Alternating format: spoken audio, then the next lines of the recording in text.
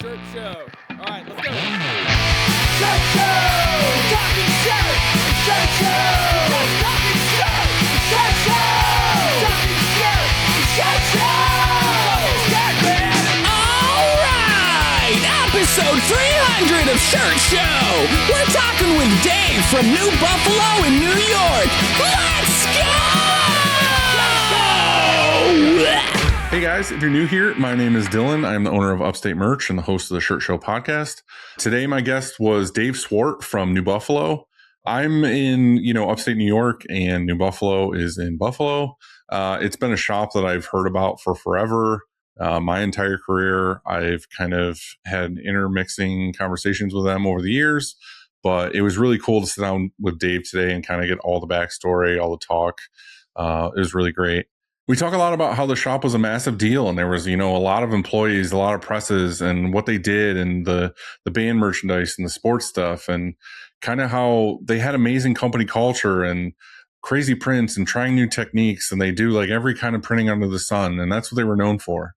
And then there's a whole story about them making another branch in Honduras, and then, getting acquired by Gildan, and then basically wanting to start another shop and calling it New Buffalo again, and then what you would do basically if you went from having, 14, 20, whatever autos and dealing with these huge companies to, hey, let's start over and just keep it smaller and more boutique style, which only lasted like 2 days. We talk about that. So it's cool to hear that story and why you would want to have the shop that you have now after all of that. If you guys want to dive deeper into these episodes, I write a weekly newsletter for my kitchen table. It is about my, journey. In the beginning, I kind of talk about what's going on with me. And then it's shop hacks, industry news, articles, memes, all kinds of stuff in there. It's growing. We're ever changing it. If you have any suggestions or anything you want to see, let me know. I will add it in. Also, there's going to be exclusives coming out with our camps and whatnot. So if you want to sign up, the best thing you can do is go to shirtshowofficial.com/newsletter and just join up with us. Hang out. This show would not be possible without our amazing partners. Frank. It all starts with a screen. Whether it's new frames or restretches, Frank and his team do it the best. If you care about consistency, great registration, and buttery smooth prints, stop buying crappy screens and invest in the best. Learn more at graphicscreenfashion.com, greatfuckingscreens.com, or ffffrank.com. Let's be real. Reclaiming screens kind of sucks, but EasyWay makes it suck way less. Their line of eco-friendly chemicals and equipment are built to clean faster, work better, and save you some sanity at the washout booth. They're running a monthly giveaway right now where you have a chance to get $250 in product credit. Head over to easyway.com/giveaway to enter today. EasyWay is the easiest way. Is your art backlog piling up? GraphX Source has your back. Whether you're a one-person shop or running a large production team, GraphX can either be your full-time art department or your a la carte option for art separations. They also offer some of the best embroidery digitizing out there. Be sure to check them out at graphicsource.com and let them help you alleviate some of that stress. This episode is brought to you by American Apparel, blending premium print-ready styles with a modern craft the culture mindset, getting that soft retail feel your clients will love. Now backed by ethical production and serious scale, your garments look elevated, print beautifully, and align with how brands think today. American Apparel is a solid move. Be sure to order your blanks exclusively from ssactivewear.com. SNS is that behind-the-scenes partner every shop needs. With one website, one purchase order, 14 distribution centers with over 100 beloved brands, you can streamline your ordering and hit free freight faster than ever. SNS has 1 to 2 day shipping with the lowest error rate in the industry, making your orders show up right on time. Order your blanks the smart way with ssactivewear.com. For over 90 years, Stahls has been the leading choice among apparel decorators for their heat transfer materials, heat press equipment, and custom transfer services. Not only do they continue to set the bar, but they are the number one in education on all things heat press. Be sure to check them out on YouTube and order your transfers, patches, and much more from stahls.com. Rionet's always been that solid go-to resource for screen printers, with rock-solid supplies, deep education resources, and a support network that always has your back. Rionet has the tools and the knowledge to help you move forward. Be sure to check them out at screenprinting.com. If you're a new printer, an old printer, and you just want a community to kind of get together and talk shop with, check out our Discord channel. Go to shirtshowofficial.com/Discord. It's totally free. You can download the Discord app and join up. You can do it from your desktop. It's police. There's no trolls. You can ask any kind of question you want. There's all kinds of people in there. There's a bunch of groups. You can get into any kind of thing you want. It's a great place. Go check it out and join our team. Hang out. I just want to say I really appreciate all of you. If you're listening, if you're watching, it means the world to me. If you have any suggestions on how I can better the show, if you have a suggestion on a guest, just leave me a comment on YouTube. Send me a DM on Instagram @ShirtShowOfficial. If you can like and subscribe on the YouTube channel, that makes a huge difference to us. It's super helpful. And just leave a comment. Let me know what you think about the episode. That kind of stuff really matters and helps our show grow. So if you could do that, it would mean the world to me. It's free. It takes 2 seconds. I'd really appreciate it. Thank you all. Enjoy this episode. It was a really fun one. I'll see you. What's up, Dave? How are you, man? Not much. It's a pleasure to be here. I'm excited to finally have a chat with you face to face. I know. It's been a long time. We're both Northeast New York boys, so it's nice to be able to have this conversation. Absolutely. How's things for you guys up there right now? We're slow time. Although this week it's been a good upclick. Yeah. In what market? The usual. I mean, music merch pretty much it was dead December, January, most of February. Starting to get some calls from our customers, which is always good. Yeah. That usually translates into business. A couple of little rush. Right now what you get is the Friday call with the Tuesday morning ship out for, 7,000-8,000 shirts, right. Corporate locations. Hey, do you happen to have these ready to go for me? And can I have these tomorrow kind of thing? Yeah. The best one was a friend of mine who does merch up in Canada. Well, you deal a lot with music merch, so you know how unorganized everybody is. Yeah, for sure. They send you a text. They're like, hey, I'm thinking about getting, 144 of this shirt. Do you think you can do it? Yeah, I can do it. Send them a price, 4 weeks ago. And then you get the call today after no PO or anything else. Hey, man, I've been trying to text you. I need these shirts to ship tomorrow. Right. Yeah, I need them this weekend in Boston or something. I love those. In Miami. Yeah, cool. We get that all the time too from people who are on tour, and they're like, when they initially order, they'll get it here, in the Northeast area, and it's like, yeah, it's a 1 to 2 day ship, whatever, no big deal. And then as they move around the states, they'll be like, hey, it's time for a re-up, and we're out now. Is there any way we can get more, for this weekend or something? And they're in California. I'm like, dude, it's a 5-day ship. Like, you're going to spend like $2,000 or more in shipping to get it there in like a day or two. Like, we should have planned for this a little bit. Like, we could have drop shipped. I often wonder that exact same thing. I look at the amount of freight that these customers incur. It's insane. I'm like, you guys, you just paid like $9,000 to ship 30 boxes to me.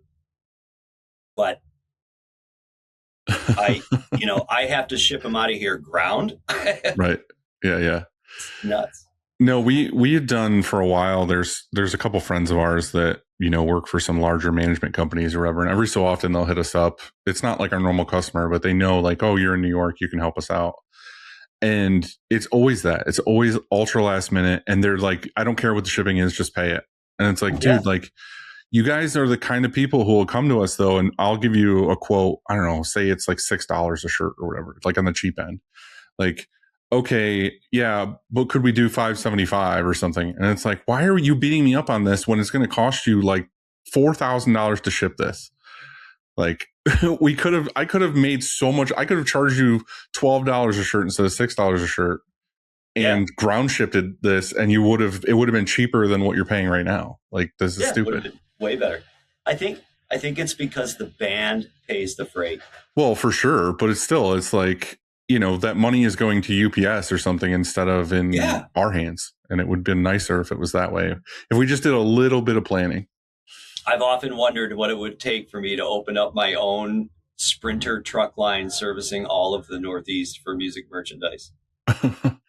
Yeah, I think that's becoming more and more of a thing. People just going to the shows and doing live stuff or, at least following bands around. I think that's going to become more common, especially with that kind of stuff, or just a band hiring someone to just follow them around and make it right then and there, like on demand. Like I don't see that not being a thing at some point too. Yeah, it's been, so like I said, music's starting to slowly, creep back into the order flow. Theme resort and attraction. We have a big customer that we do a lot of work for, all contract. Here from a theme resort standpoint, and their business has been surprisingly up, although smaller runs, a lot of 144s to 288s as opposed to 5, 6, 7, 800 pieces. So you're seeing the market go to more like a 2-week on demand sort of fill my shelf stock immediately. And I only want to order 144s to 288s. Yeah, for sure. So I want to get some backstory, because from an outside perspective, I've heard of New Buffalo for forever, but it's kind of gone through a lot of changes and a lot of growth and here and there. So can you kind of, I guess, introduce yourself and kind of how you got and started in this whole thing? And we'll kind of go through your story and we'll go on tangents and we'll go all over the place in the middle. Yeah, sounds great. So let's rewind the clock here. So it's 1994 timeframe. I had just graduated college, and I was in Buffalo. I was thinking about, taking a job in the industry I went to school for. And, listen, I got cold feet, right? I was thinking about moving out of town. I had interviews lined up out in Utah and Washington, because I went to school for engineering. So it was more like I was going to have to move to the West Coast or somewhere other than Buffalo, New York, to secure a job in the electrical engineering field at that time. And I had an interview set up with a company out in Utah. It doesn't really matter what company it was. I think it was 3Com. It was 3Com. I don't know if you remember them. They were a big like networking company. All I heard was Utah, and I was like, "It's beautiful out there. Take the job." They liked my engineering thesis that I did in college. But long story short, I got cold feet, and I called off the interview, and I'm like, I don't want to leave Buffalo. I'm having, for whatever strange reason, right? Like, who doesn't want to leave Buffalo? Hey, I thought the same thing when I was in high school, and then like in doing my college thing was like, I can't wait to get out of here. And then as soon as I got out of here, I was like, I can't wait to go home. Yeah. So. Yeah. And I started thinking about, well, geez, I'm going to stay here in the area. So I had a friend who worked at New Buffalo. He had taken a big job at New Buffalo. He was an office guy. And he ended up getting me hired at New Buffalo. And at the time I went in because they had just lost their IT guy, John Weiss, the owner of New Buffalo, had lost his IT guy. So I got recommended, and, I was running around when I first started, this was 1995 timeframe. John had just built his Taj Mahal out in Clarence, New York, which was, this huge print facility. I think at the time, domestically, he had, I'll say 12 presses. That's pretty impressive at that time, though, too. Yeah. It's impressive now. Cranking. I'm just saying, like, back then, it was a little bit different story. He was cranking, and, it was John Weiss, it was Dave Gardner. Now, keep in mind that all of these people that I just mentioned, like, they were foreign to me. I was not from the screen printing industry. I wasn't from the printed apparel industry. I walked in there as green can be. And after about 2 months of working there, I was like, this job sucks. It's the most boring job on the planet. I'm tired of running around getting screamed at because somebody's laser is out of toner, or, I can't connect to AOL online or whatever the hell we were using at the time. It's just, I couldn't imagine running a shop on dial-up, like the amount of shit that we're doing. Yeah, we had dial-up. When I first started at New Buffalo, we had a static camera. We were imaging paper to film. Yeah. There was not a computer in the production process other than the one that printed off your dot matrix order form. What was their focus back then? Like, what was most of their business to grow to that size? At that time, it was primarily sports licensed. It was Salem Sportswear and all of Dave's Intense Mascot and Fan Scott and everything that we did for Salem Sportswear, which eventually became Pro Player, Right. after it got bought by Fruit. So that was the big focus. And obviously, along with that came other little segments of the business. We had a lot of fundraising stuff that we were doing for some big national companies. Like Humanities was one of the companies that we were doing a lot of print work for. But I would say that 75% of the business at that time was probably sports license. Very small amount of music. It was just starting to come into the world of New Buffalo. The music merchandising side was just starting to become a thing at New Buffalo when I started. John had been talking with Live Nation and a couple of other companies. That's really where, that 94, 95 timeframe is when it started to become a bigger thing, a bigger component of Right. New Buffalo's market. And that's right when about you came in to do the IT job. Yeah. So, my IT career, although long lived at New Buffalo, became a smaller and smaller part of my life at New Buffalo. I was sitting in my office one day and I'm like, I got to do something. I can't sit in this office and just spin my thumbs around and Yeah. wait for somebody to wait call for me on something the to radio. break. Yeah. Wait for somebody to call me on the radio going, my printer's out of laser. That's what they used to say to me all the time. My printer's out of laser. I'm like, it's not out of laser, you moron. It needs toner. Yeah. But so I walked down on the production floor and, again, didn't know anything. I mean, if I knew nothing, I would have known something. Right. That's how green I was. Yeah, for sure. So did they allow you to do that? Like move more to production, Yeah, or was there an opening, or how was it? John didn't care what you did as long as you did something and as long as that something paid a benefit to the company. Right. And I went down there. There was a woman that worked down on the floor. Her name was Margot Catalano. And Margot ran the production floor for John. She was the boss. And this girl, man, when I say I don't think I've met somebody that worked harder, I mean, this woman hustled. Like she was ferreting employees in at lunch break going, people, it's time to go. Like she was on it 24/7. There was no time to slack with her on the floor. And I said to her, I'm like, I'm going stir crazy. I need something to do. Right. Give me something to do, please. Yeah. So she stuck me in the corner with 3 gauntlets.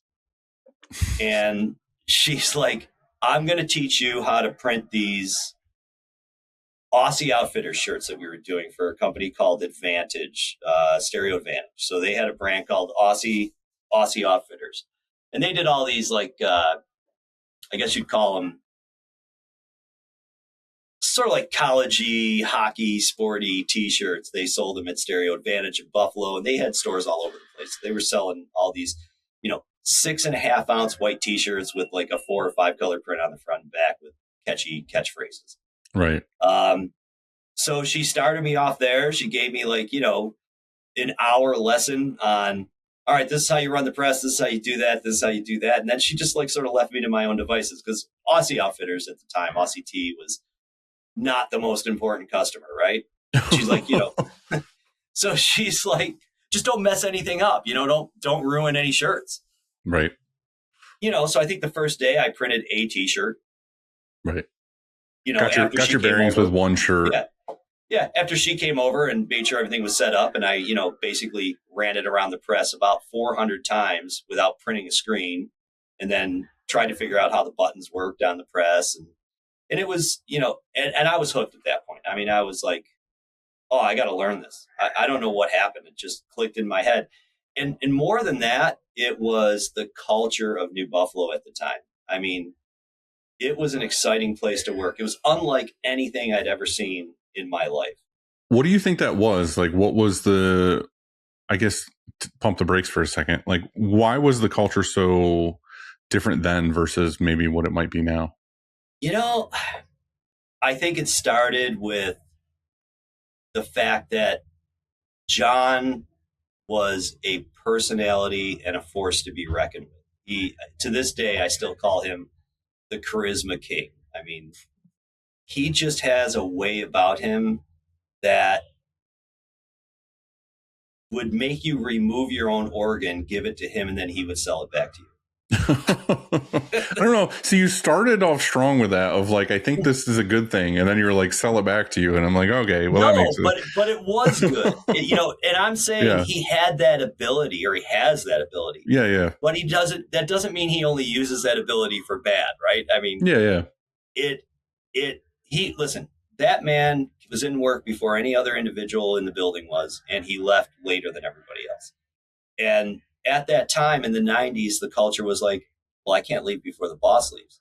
So it was almost like all the employees and everybody was salary, right? There was no, very few hourly employees. It was like everybody's on salary. So, you're working 60, 70, 80 hours a week. But you were almost afraid to leave out of disappointing him or having, it was like he was the figurehead of figureheads. And then, Dave Gardner, it's the same. Now, Dave wasn't in New Buffalo at that time. He had his own studio called Gardner Graphics. But, when he walked in and he would come up to a press, and it was almost like, I mean, I don't know. I don't want to get all nerded out on references, but it was like having, the Avengers show up. Yeah. I mean, it's kind of, that's what I'm wondering with nowadays, like, it's funny because I just wrote up a thing for the newsletter talking about this kind of topic. And it's just like, we went, the first 15 years or more with a culture that's a little bit different than it is now. And I don't want to get like sappy or whatever, but it's just kind of like the first 15 years, I feel like it's like you and your buddies just like cranking and printing shirts and building things and having a good time. And everybody's learning like how to do this thing. But then when you get to the point of like, okay, we're all in our lanes and we're all doing what we're supposed to be doing, then it kind of is like, okay, it's work mode and there's like rules and regulations and, there's 401ks and like all this other stuff. It's kind of like, all right, well, it's not like we're running around crazy with no pants on anymore. You know what I mean? It's a little bit different of a thing. And we were running around crazy with no pants on. I mean, right. Everybody was young. We were all young. We were all in our 20s for the most part. Maybe there was somebody Margot might have been 36. Like she was the elder statesman on the production floor. We were all young. We all came under the roof of New Buffalo because something drew you there, whether it was the people that worked there or the reproductive art, or you were just a complete wasteoid and needed a job. For sure. It was home for everybody, right? I mean, I could tell you some crazy stories, which you probably have to edit out of here. Yeah, I get it. We had this dude in the screen department, and this was later. And he worked nights, and he worked reclaim, and we had automated reclaim back then. We had a giant Brunig. I mean, John must have spent $500,000 or more on this thing. This is huge Brunig automated reclaim system. And I remember the manager when he left, he's like, you can't leave until all these screens are reclaimed or they're in the damaged rack. Meaning, there was something wrong with the screen. It needed to be retention because we use rollers exclusively. Yeah. Did he just knife them all? Yep. The kid ran a razor through probably 35 screens at the end of the night. He would come in the next day and we're like, what the hell happened? And so guy's name was, actually I should change his name. His name, let's call him Melvin. Bleep the first name and let's use the second. Guy's name was Melvin. I don't know where he is. Maybe knifing screens at another shop somewhere. So maybe anonymity is a good thing. But, he was one of these dudes that just had a very like specific outlook on life. And he's like, I did exactly what you asked. I reclaimed everything, and everything that wasn't reclaimed was damaged. And I mean, he thought he was like, did a great job. And the screen manager was like, there's like 35 screens over here that are gone. They were like brand new. They've been stretched in the last, I don't know, 2 weeks. Right. Yeah. I mean, that's, so you had They those pops, guys. You had people yeah. yeah. You had people that were super passionate. And then you had, but it was great. It was a great environment. I mean, I look back on it to this day, and nobody will ever recreate it. And that's okay. Because I mean, I look at where we're at today, and I don't necessarily consider where we're at today as a bad thing. I think that the focus of our employees have changed. Yeah, I think too, like the thing that I am struggling with, or again, this year I'm trying to be more positive. So that's why I'm saying this is, I think I'm just at a turning point in the career or the turning point in the business where, we're all at a different age. Like we all, again, like you were saying, everyone was in their 20s or running around. I remember I used to be out in the shop and I would get like cornstarch and I would like fill my mouth and I would like blow fireballs. Like just because, this is fun. Let's do this. Or, we had a mini bike track, like through the shop, we would do that. And we all had mopeds, and we'll talk about motorcycles later, but like most of us rode motorcycles and be like, we have a whole bunch of motorcycles out front, and we would ride around. Not that stuff doesn't still happen, but I'm just saying, like, once you get to a point of like, okay, we're like almost 40 and like, we all have kids or we have things we have to get to. Like every night we can't fucking play video games or order pizza or hang out or whatever it is. It kind of boils down to, okay, like let's hang out whenever we can for sure, but we still have shit to do. And then we have new hires, people that we've never had here before, where they might not want to fucking hang out with us. They're just here for their job. You know what I mean? And it's like, they're doing their thing. And, again, like, we have to think about other things too, like paying certain bills or 401k or doctor's appointments or whatever else it is. And again, like there's nothing wrong with any of that. It's just, it's a different stage of our lives where we need to think about, okay, well, how can we do this next stage, but still have fun with it, still have company culture, still have whatever. So like my own thing, like literally something I'm going through right now is that stage of how do I be the boss in this stage? How do I be the friend in this stage? Like, what does that look like? Like you said before, like Dave and John would be there, like first one's there and last one's to leave, and they're trying new things and being innovative and all this other stuff. And it's like, to my fault, I fell into, okay, well, I've delegated most of what takes to run this place. I'll stroll in at 9:30, 10 o'clock and I'll, just go in my office and do my thing. I might not see anybody for half the day, or I'll do this or do that. And it's like, maybe that's part of the problem is I'm not walking around and talking to people and doing all these other things and, blowing fireballs in the shop. I'm not saying that's necessarily a bad thing. I'm just saying that like, that's where I'm thinking is like, okay, I need to take a step back and like evaluate what was important to us and what made everybody like want to rally and do the things that we do. Like we can still work and print, but like, what's the thing that kind of ties us all together? And we had a big discussion about it the other day, and it was like, everybody's like, hell yeah, I'm on board. Let's do this. Like, let's fix the things that need fixing. Let's celebrate the things that need celebrating, and let's just like start over. Like, let's just do this the right way. So that's where we're at right now. Like literally it's been like a week of that. You know what I mean? So I don't know. I don't think that there's anything bad with how it used to be, and I don't think there's anything bad with how it is today. I think it's different.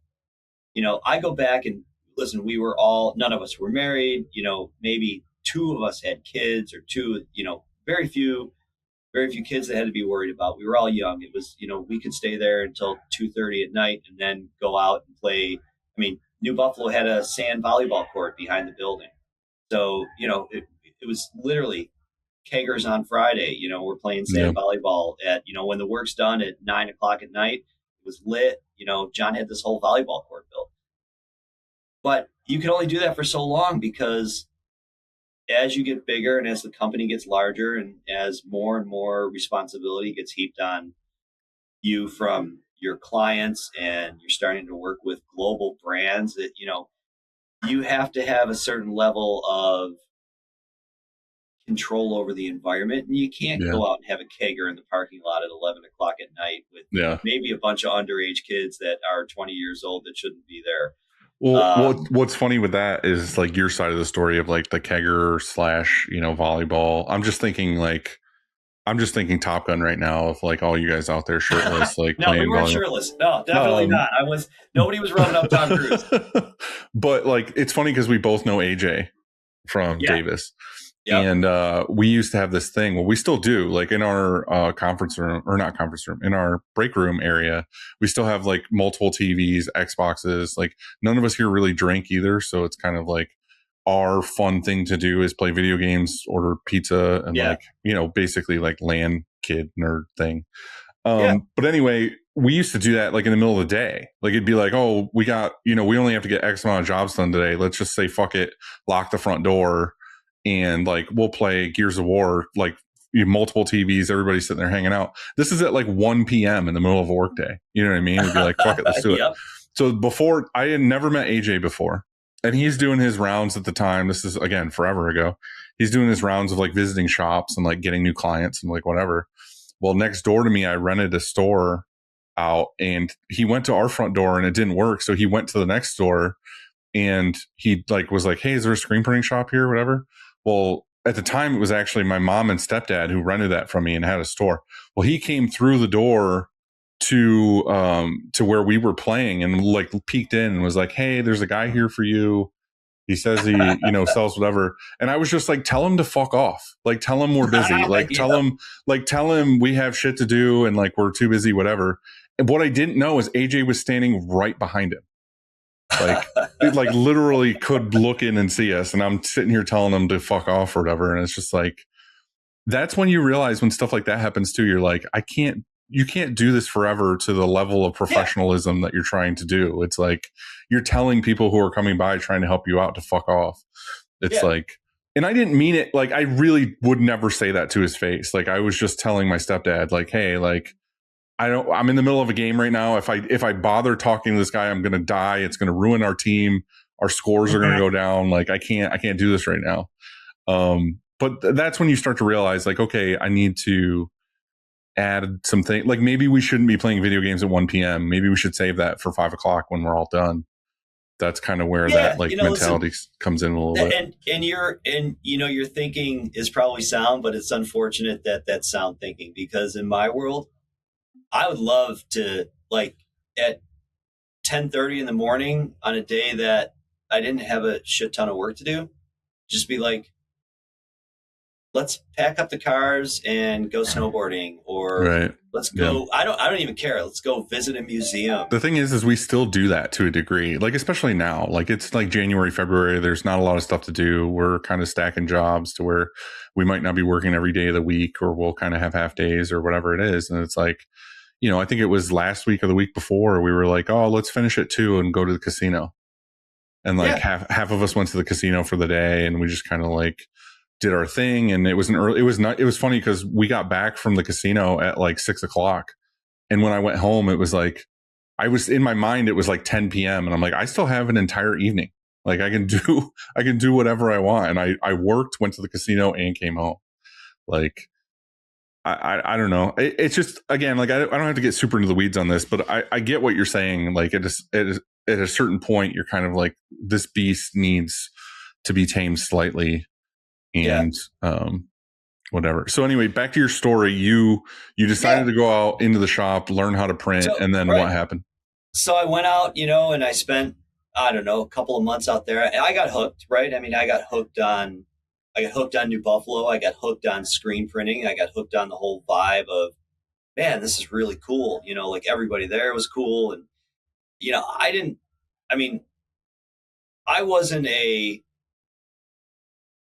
I grew up pretty insular, which means, like I had a small group of friends. We were in a tight community. It was not like I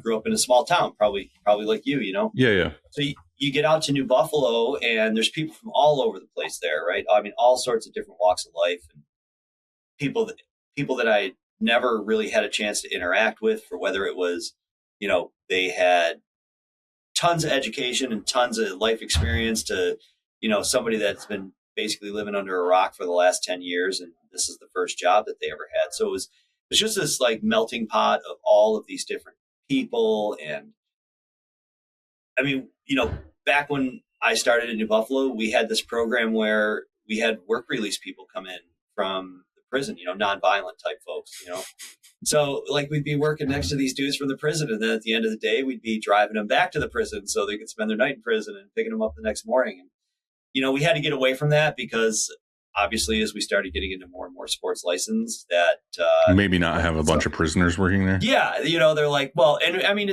listen, we paid them the full amount of money. Like it was a regular job as far as they were concerned. It got them out of being incarcerated and gave them a future to look forward to. So I always thought it was a cool thing. Nike didn't like it as much as maybe we did. Yeah, I understand. Yeah. You guys were trying to do the right thing, but in certain people's eyes, it's not great for, well, it's either do we do this like nice work program or do we have Nike as a customer? Like, what do we pick? So we got away from it, but these are people that just didn't fall into my world, right? As growing up so it, like I said, it was a whole lot of different people, a whole lot of different cultures, a whole lot of different angles of life that all sort of came together and accomplished one thing, which was printing awesome shit every day, right? And loving it while you were doing it. So it was that, that was infectious. So I would say that what made New Buffalo really great in the day was, it was probably 50% what we were doing and who we were doing it for, the coolness of for sure, Dave Gardner's designs and John's print execution and all that stuff. But then the other 50% was the people that we were doing it with. So it was, and again, I don't know if you'll ever be able to bring those two things together again. I don't, that's not a goal of mine to bring those two things together again. But it was great. So to get back to the story, from learning how to print a t-shirt, I just started to soak up knowledge, whether it was how to maintenance machines, how to burn screens, how to, and as people came and left, we had a sales guy that worked at New Buffalo, and he was the guy that was responsible for sort of running the art department from doing all the film work, right? He knew how to operate the stat cam. He knew how to develop film. So he decided he was going to resign his position after a year or so of me being there. And John was like, Dave, Kevin's going to show you how to do the stat camera. You're going to be taking it over. And it was that time where, New Buffalo was shifting away from, let's say, a lot of sports license stuff into way more music. And I remember that, like, my first thing after he showed me how to run the static camera and create films from, static sheets of 8.5 by 11 or 14-inch paper, we got the Rolling Stones tour, which was probably the biggest tour that we had ever been involved in up to that date. And we had to, and in typical New Buffalo fashion, everything was 12 to 14 colors, right? We didn't have a job. We didn't have a job that wasn't 12 to 14 colors. Well, it's funny. It's funny too, because some of the things that I see you guys, showing off or whatever, and I follow some printers that work there. It's kind of that mentality, and it's the same. I used to talk about this all the time with social media, and it's like, put out there with the kind of work that you want to do.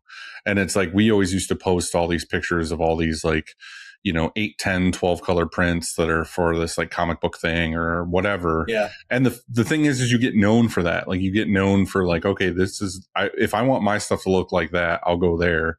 And it's kind of the same with what you're saying. Like, all these bands are seeing all of these, it's like the Andy Anderson stuff of like, he's known for doing like the person's face. And it's like, okay, like all of that. And then you get flooded with nothing but that. And the catch-22 is you're like, oh, sweet. Like, I love the work. I love the whatever. But man, a fucking 1 or a 2 color would be nice once in a while. Exactly. It's like every job is the most difficult, like oversized 10 color, whatever. It's like, that's cool, but I could kill for like a white ink or like a black ink on a heather gray shirt once in a while. And we love the photorealistic, the high color count stuff. It's great. Some of my favorite shirts that we've ever done have been in that vein. But at the same point, some of the best shirts I've ever personally executed have been, 4-color job with a treatment or an effect or something like that. So yeah, it's all good. It's all fun work. So I ended up having to reproduce every Rolling Stones job on film because we had to ship it out to Europe. So I spent almost like 2 days locked in the darkroom, pretty much about 16 hours a day. I had films hanging up from everything I could possibly hang them up from to get them to dry and get them packaged. And I think John saw that and he's like, oh, that kid's really freaking motivated. I'm going to take him out, and we had M&R, Rich Hoffman had just built the M4 print truck, which I'm sure you remember. Mm-hmm. So John is like, I'm going to rent the truck and I'm going to take it to Chicago for the opening show for the Rolling Stones. And then I'm going to take it out to LA and then San Francisco, and we're going to do the Rolling Stones on site. So he's like, Dave, you're going with me. You're going to Chicago. You're going to LA. And I'm like, I had never been to Rochester pretty much. So it's a little bit different. Like, yeah. So I was like, yeah, I'll go. And we went, and that was probably one of the biggest things that shifted my whole perspective. And I said, I'm never leaving this industry. Yeah. Well, also we can't glaze over this because it's the first one I've ever heard about, and it's the last one I've ever heard about.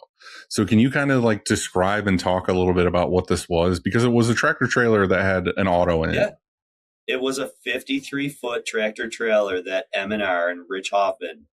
So at the time, Rich was really big into racing, Baja trucks and trophy trucks. So I don't know. He must have made I'm sure he had trucks built for his racing team.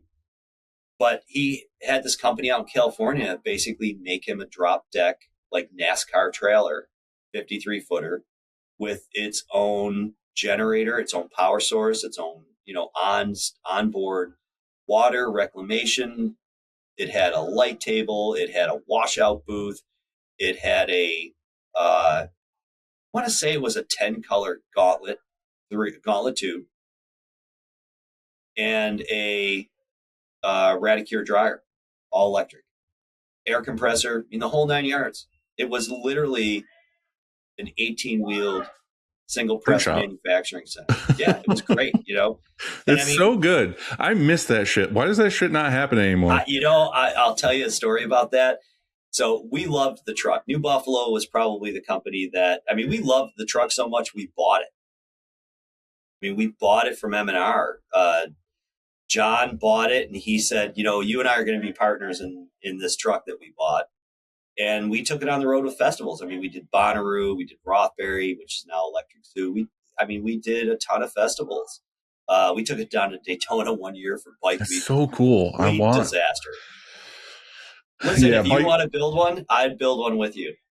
Okay. We're already up here when it's wintertime and we're like sad because it's just gray and wet. Let's just go south and we'll just do all these festivals with this. Yeah. It was great. It was a lot of work. It was hot. It was, and we pushed this thing. We ran this thing in the winter. We added heat to it so we could run, when it was 20 degrees outside and 30 degrees outside. I'm not trying to talk any smack or anything. I'm just saying from my own experience, like when I got involved with M&R, that was like my experience with Rich is he was just like fucking gunslinging, like, Wild West. Like I feel like if somebody said something and you challenged him, he'd be like, I'm going to build a fucking print truck.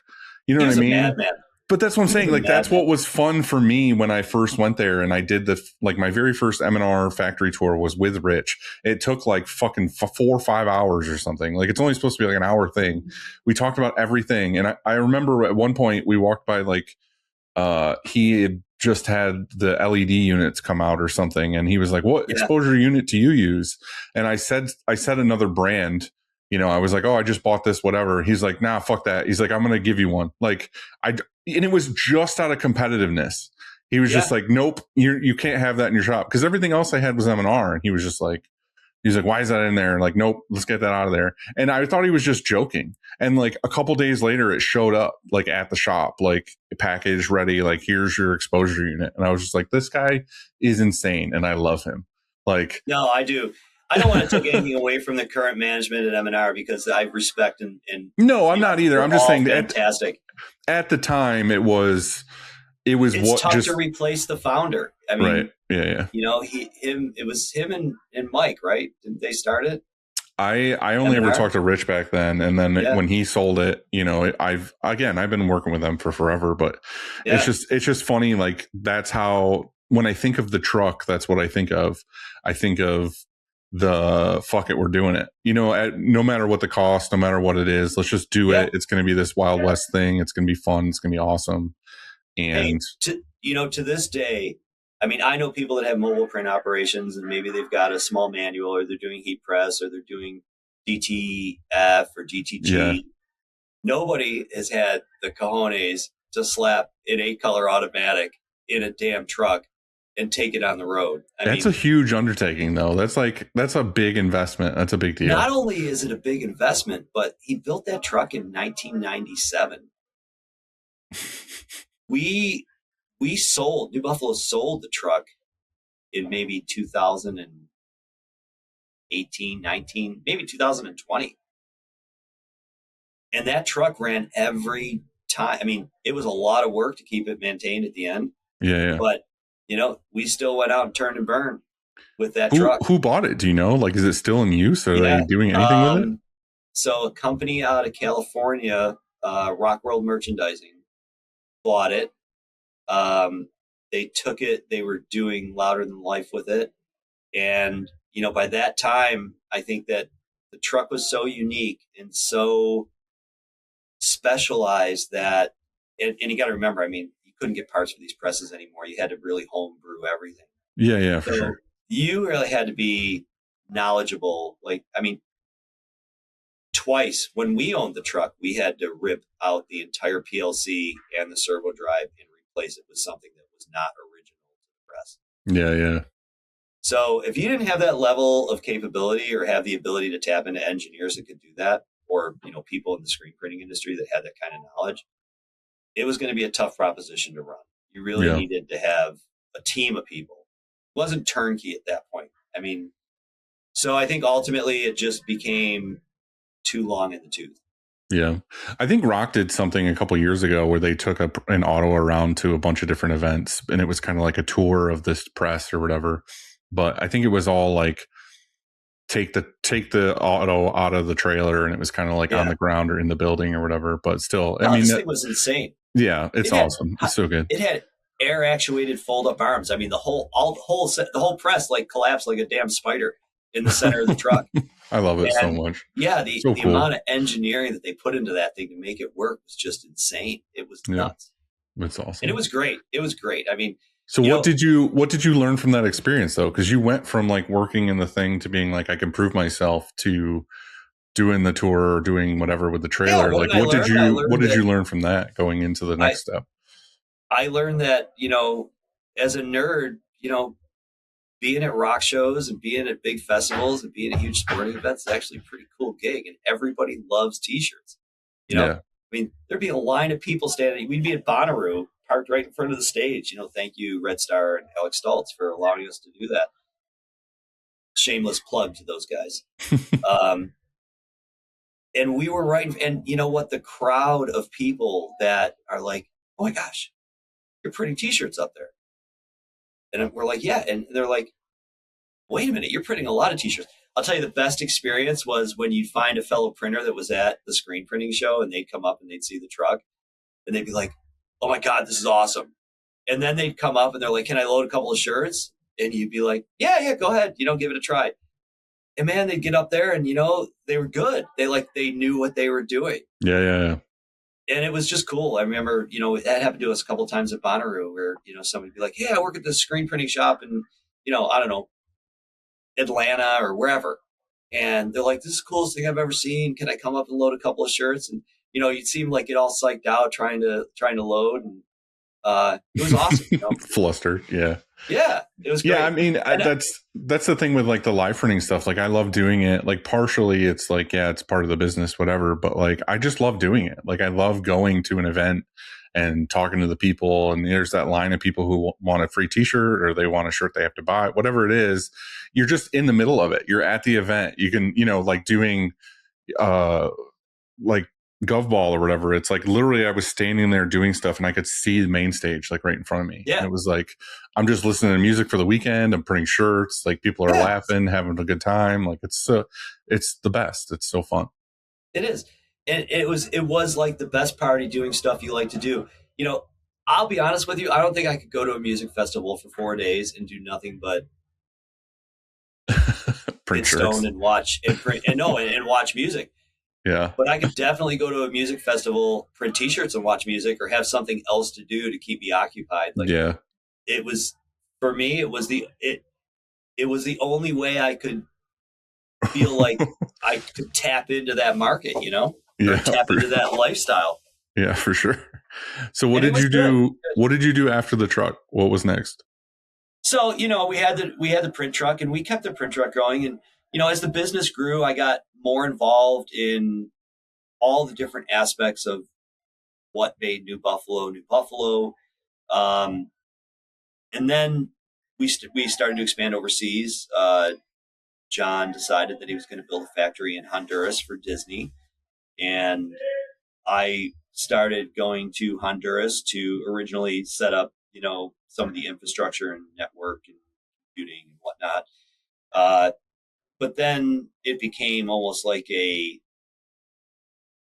larger portion of that, helping solve problems and work with the team in Honduras. So I spent a lot of time in Honduras when we had that facility. So that was a really interesting part of my life, learning how to build a factory in, foreign country where everything that you expect you're going to have in the United States, you don't have. Yeah. Else. Now break that down a little bit for me. We don't have to get super into the Honduras or whatever, but I'm just curious as a shop owner where you're like, I'm skittish to be like, oh, I want to open a retail store or I want to open another location like in Ithaca or something.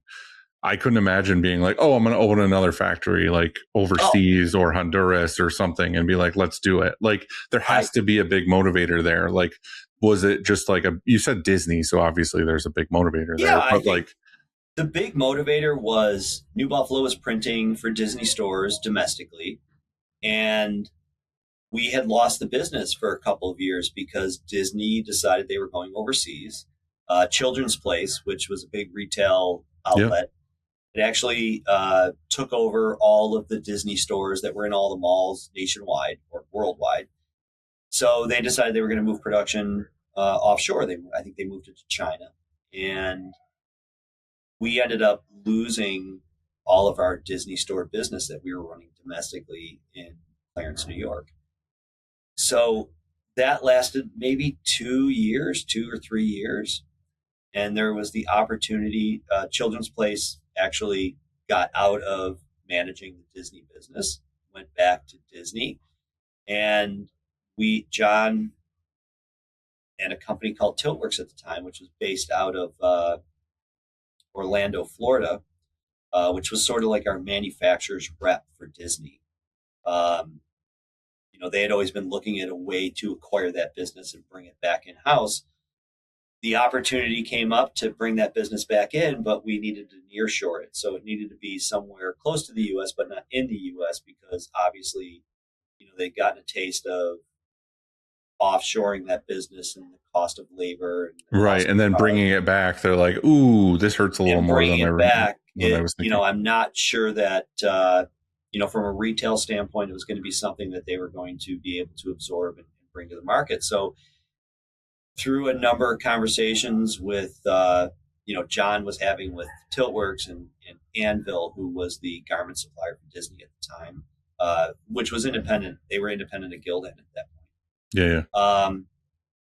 They made a pitch to build a screen printing facility in Honduras, next to Anvil Knitwear's knitting mill and sewing location.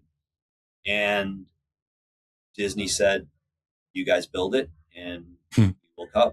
Yeah. So Well, John basically, real quick though, like in my thought process here is it's kind of like New Buffalo's known at the time for doing these innovative, more complicated prints, whatever. And also for me, my kids are Disney kids. Like we go every year, we look at everything. I love going to Disney. It's a great place.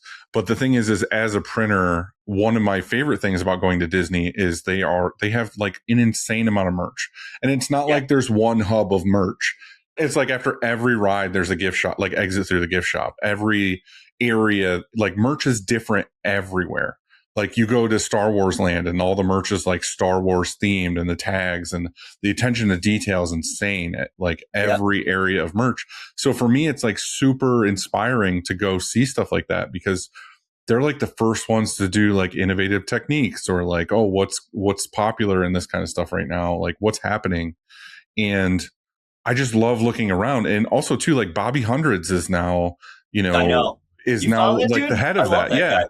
And it's so like, I would love to meet somebody in that area for Disney and not like go after them and be like, I want your business. I would just love a tour of like how they do like merch. I would love like the factory thing of like, oh, this is our design studio. This is how we farm this out. This is how we do this. And this is where it gets made. Like, I would just love that insider thing just for my own brain. Like, yeah, I think it would be so cool, because again, like I go as a fanboy to like go to the Star Wars Land or whatever, and I'm looking at merch, I'm touching, I'm feeling, and I'm like, oh, cool. Like, and I don't want to talk about a lot about DTF or whatever, but last year I went to Disney, and it's like Disney itself has its own like year shirts. It's like the 2025 shirts or whatever.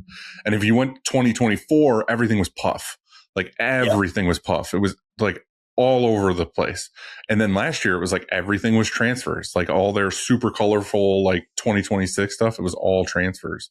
And it was just like, I like going and seeing like what the next thing is. So my thought process is here, like, John goes to Disney and's like, hey, like we're super innovative. We can make you really rad shit. Like, let's do it. Let's partner up, whatever.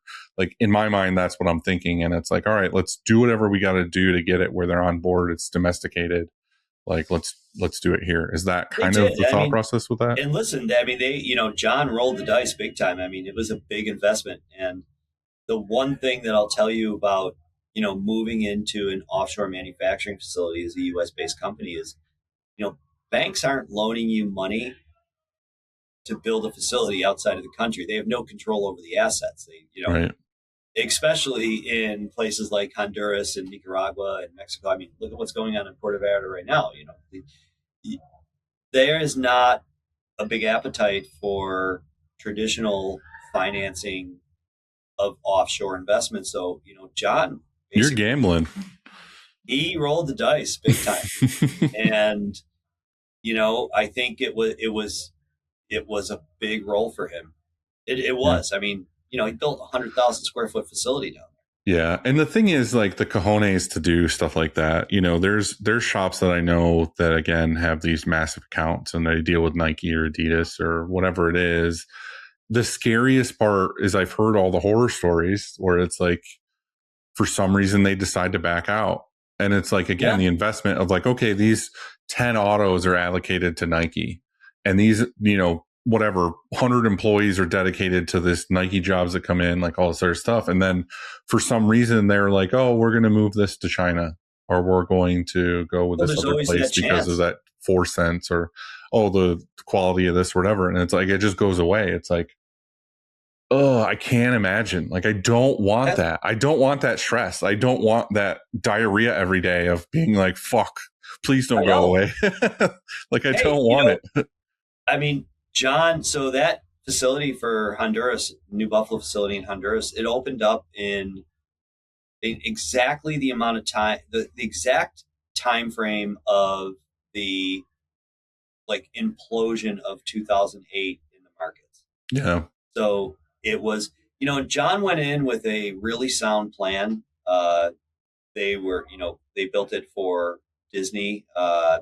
He had brought Quicksilver on at the time, so we were going to do a lot of printing for Quicksilver. There were a couple of other brands that we were working with. We were toying with Nike at the time. We were toying with Reebok, Adidas. So there were a couple of other brands that we were toying with all at the same time. So that, when you put a plan together, it looks great, but unfortunately, no plan survives contact with the enemy. Yeah. And so anyway, that whole thing kind of lives its life, and they do something else. When does that become the next stage? Like, I'm guessing the next stage is being acquired by Gildan. Yeah. So, built a facility, went through our ups and downs. We had, I want to say it was probably 2010. We started working for Nike directly, and we right about at the same time that Nike signed the NFL, we became an NFL manufacturer for Nike. So we got picked specifically to do Legend product in non-PVC containing ink formation, in non-PVC inks. So Nike was going to the market with all non-PVC. Like, again, this is, back in the early days, right? 2010, 2011, somewhere in that time frame. Yeah. So we start off and polyester, no less, 100% polyester Legend product. Gross. I don't know what we were thinking. We were clearly like out of our league, but somehow we made it work. Somehow we were able to get it going and produce our first round of Legend orders for Nike, and the Nike business started growing. Now, we were by far the smallest part of the Nike equation. It was Paramount, obviously, is a huge Nike manufacturer. The Grosses at Artifacts, also, huge Nike footprint. But you're dipping your toes in. Yeah, we were the small guy, pretty much. But we were known for our quality of work. We were known for, really just being a really, really good printer. And as we started to get deeper and deeper into Nike, we started moving some of our Nike manufacturing overseas to the Honduras facility. And it was almost to the point where Gildan was manufacturing the blanks. So they were manufacturing all the basic tees for Nike at the time. And coming up with a suitable 100% polyester product for Nike as well. But the way it was explained to me, so this is hearsay from my perspective, but I would consider it legal terms. I would consider it to be pretty good hearsay, is that Gildan was at a meeting with Nike, and Nike was pressing Gildan to become a single PO vendor for apparel, meaning they wanted Gildan to be able to supply blank, print, a finished unit to Nike. And the bigwigs from Gildan, which I believe at the time were Glenn Chimandi and whoever else was in the room making decisions with Nike, said, well, if we were going to do that, who would we buy? And the LO at Nike, which was the liaison guy that handled screen printing with most of the factories for the NFL at the time, said New Buffalo. So that sort of opened up the door to have conversations with Gildan about buying New Buffalo. And it's nice to be mentioned in that conversation. Yeah, it was. You know what I mean? To be like, oh, yeah, use this place. No big deal. Now, I mean, we were a good buy because, it would have been really, really super expensive for Gildan to go out and buy Paramount or Gildan to go out and buy Artifacts Decatex. I mean, much bigger company. You buy the rising star. You don't buy the thing already at the top. Well, I appreciate that. That's very nice of you to say. I mean, for real though, like it's kind of like anything else, like buying a building. You don't go buy one that's like perfectly everything's done and it's fully furnished. You buy the one that's kind of like on its way up and is an investment and it grows with you. You know what I mean? They don't have all their everything already built in and they tell you no for everything. It's kind of like, all right, let's do this together. Let's figure this out together. Yeah. So Gildan bought New Buffalo. They made an offer to John. And, by that time, John was, having his own struggles with trying to keep Honduras open and domestic. And, it was also, it's also 2008, 2009, 2010 economy. Yeah. I mean, it was 2012, 2013 when Gildan actually acquired us in 2013. But it was that time frame, and I think that John was burned out. It was a lot of stress financially. John was running a $60 million company or close to that by that time, and I think John probably would have been successful in anything he decided to do. But I don't know if he wanted to continue to pay the price. And this is me speaking, not him. But being successful at that level is a high cost, especially when it's all on your shoulders. Oh, mentally, it's like, again, I have nothing compared to that. I'm just saying that like the mental burden on all of this stuff is like, so it's like your battery is a real thing, like social battery, mental battery, like all these things. And it's like, just because you have the work ethic doesn't mean it doesn't wear on you. And you're like, fuck, at some point you're like, I can't, like I'm toasted. And at the end, I think what he said was, hey, you know what? I can get out of this and the business is still going to exist and move forward. And it's going to continue to be an opportunity for my employees and every other aspect of, of what it takes to continue to run this business. Gildan's obviously well funded, well financed.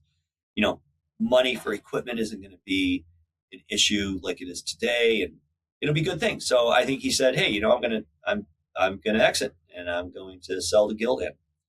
And of course Gildan, listen, great company, but you knew that they weren't going to stay in the domestic market. I mean, who would? I mean, who's going to buy a screen printer with a giant offshore factory, which is really where they want to put all the Nike business, right next to their knitting mills and everything else.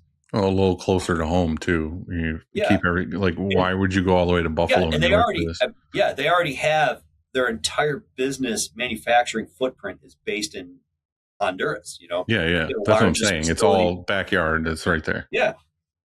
So, they came in and talked the right talk. Oh, everybody here domestically, you're all going to be safe. And don't worry about it. But you saw at that point, Gildan is like, you guys need to get out of music merchandise. You guys need to, you need to exit that business. And, at the time, I'm going to throw some rough numbers out here. Probably like everything as it ages gets bigger and better. So I'm sure we were probably 24, 25 million domestically at the time in terms of revenue. But the vast majority of that was all music merch, I would say probably 60% of it was just music merch driven. Yeah. We were still doing all of our CAM and CAD, which are pre-production samples for Nike. So it was CAM, CAD, and GTM, which is what Nike, back when I used to work with them, that's what they called their sort of sampling process to get product from conception to deliverable. We were still doing all that domestically. So every sample was struck domestically. The whole product line was developed domestically. All of our, art separations, all of our sales samples, go-to-market stuff was all done domestically. So we were still running a significant amount of Nike product domestically. It just wasn't the stuff that was going into Dick's or JCPenney or any of the retail stores. We were doing it for, I need 144 each of these for salesman samples, and they've all got to be perfect. So all that work was still being done domestically. You know what's funny too? I mean, from being up here too, is like my entire life I thought Dick's was just here.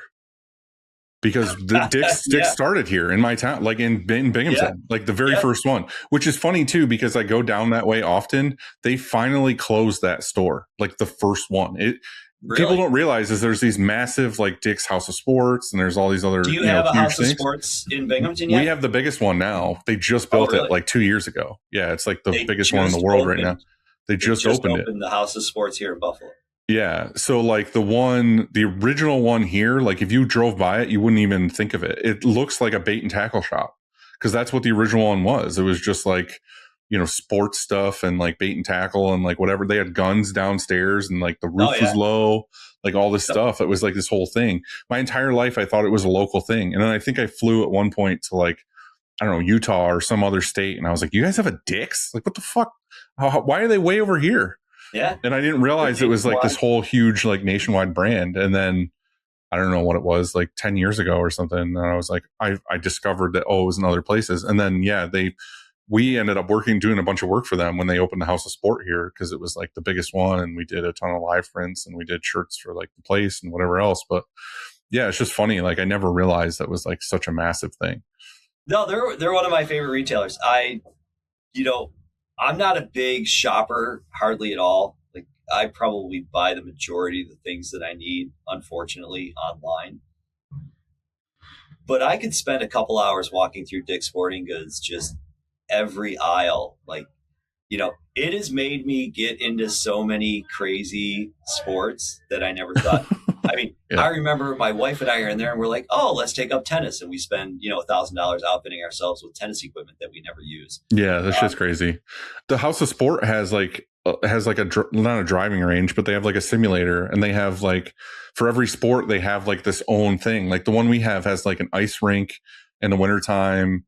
And then it has like a soccer field in the summertime or like basketball and all this other. And then they have like a huge climbing thing. There's like this giant glass like enclosure on the front of the building where like it has this whole huge climbing area. So my kids go there all the time. You just like sign up online. It's like $10 for like, I don't know, half an hour or 20 minutes or whatever it is. And they just go and they outfit and they climb this huge wall. And it's like, it's awesome. Like all within the store. So anyway, we're just doing a Dick's commercial now. So anyway, you guys are doing this stuff with Gildan. You're getting Gildan your feet buys wet. us. Yeah. And, at that point I sort of got stuck into working. I mean, I was still working at New Buffalo Shirt Factory, but it was more like I was a Gildan employee. Mm-hmm. Because they started putting me into other, like my boss became this dude really good guy, actually. He was definitely somebody that was really from my first foray into like understanding what corporate business was like. The chief information officer at Gildan was this guy by the name of Miro Yagi. And he was a cool boss. He was, really hard driving guy, like could totally read through any type of BS. But he was a cool guy to work for. So I was going up to Montreal and I started working on some other projects in Gildan while still supporting New Buffalo and a bunch of other stuff. But the reality was I knew I wasn't a corporate guy and I knew that, ultimately they were going to close Clarence, New York, the domestic screen printing manufacturing facility. Yeah. And they closed it in 2015. And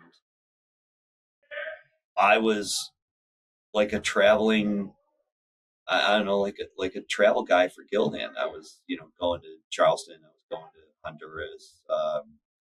There's all sorts of places for Gildan, Montreal, and still working out of Buffalo, but every other week I was somewhere else for Gildan. And just the travel got old, the travel, going down to Honduras all the time, being away from my wife, being away from my kids who were getting older at the time. And, then Gildan came to me and said, we want you to move from Buffalo. We want you to move to Honduras. Well, you moved. There's a big difference, by the way. I've been to both. They're like, you'll be a vice president in 6 months. And I'm like, I remember I was thinking in the back of my head of how the conversation was going to go with my wife when I told her that we were moving to Honduras, Hey, you know how you like chicken wings and snow? Yeah. There's not any there. Yeah. And my wife is like, I went home and the conversation was exactly as I pictured it in my head. It was almost as though I had replayed the conversation verbatim 18 hours earlier. to when I told my wife when I got home. And to make matters worse, the weekend I told her that they wanted me to move down to Honduras, I got violently sick. I had gotten Giardia. I don't know if you know what Giardia is. No idea. It sounds horrible something good. Intestinal parasite that I got from eating raw sushi in Honduras. Which, well, by dude, the way, why are you doing that in the first place? Because it's freaking awesome raw sushi. Okay, I mean, yeah, freaking awesome inside of you with all these worms living inside of you. Well, that's basically what happened, you know. So I learned my lesson to stop eating raw sushi. So that weekend that I have to come home and tell my wife that Gildan wants me to move to Honduras, I get, you know, this crazy bout of the southern flu, we'll just call it. Mm-hmm. And meanwhile, she's like, "There's no way we're moving down there." Well, you know, it was a mess, and I'm like, "All right, well, that's off the table." So I started, you know, looking for another job, trying to think about what I was going to do, and you know, I knew I was probably not going to last at Gildan all that much longer before I checked out, just because I like the I love a fire drill, you know. Well, I love a fire drill. It was a big difference from what you were used to and what you signed on for. You know what I mean? There's not like there's anything wrong with that job necessarily. It just was. It's a different lifestyle altogether. I don't have any. Listen, Gildan was a great employer, and they are a great company, and you know, they took care of me very well. Like I've never made as much money as I have when I worked for Gildan to this day.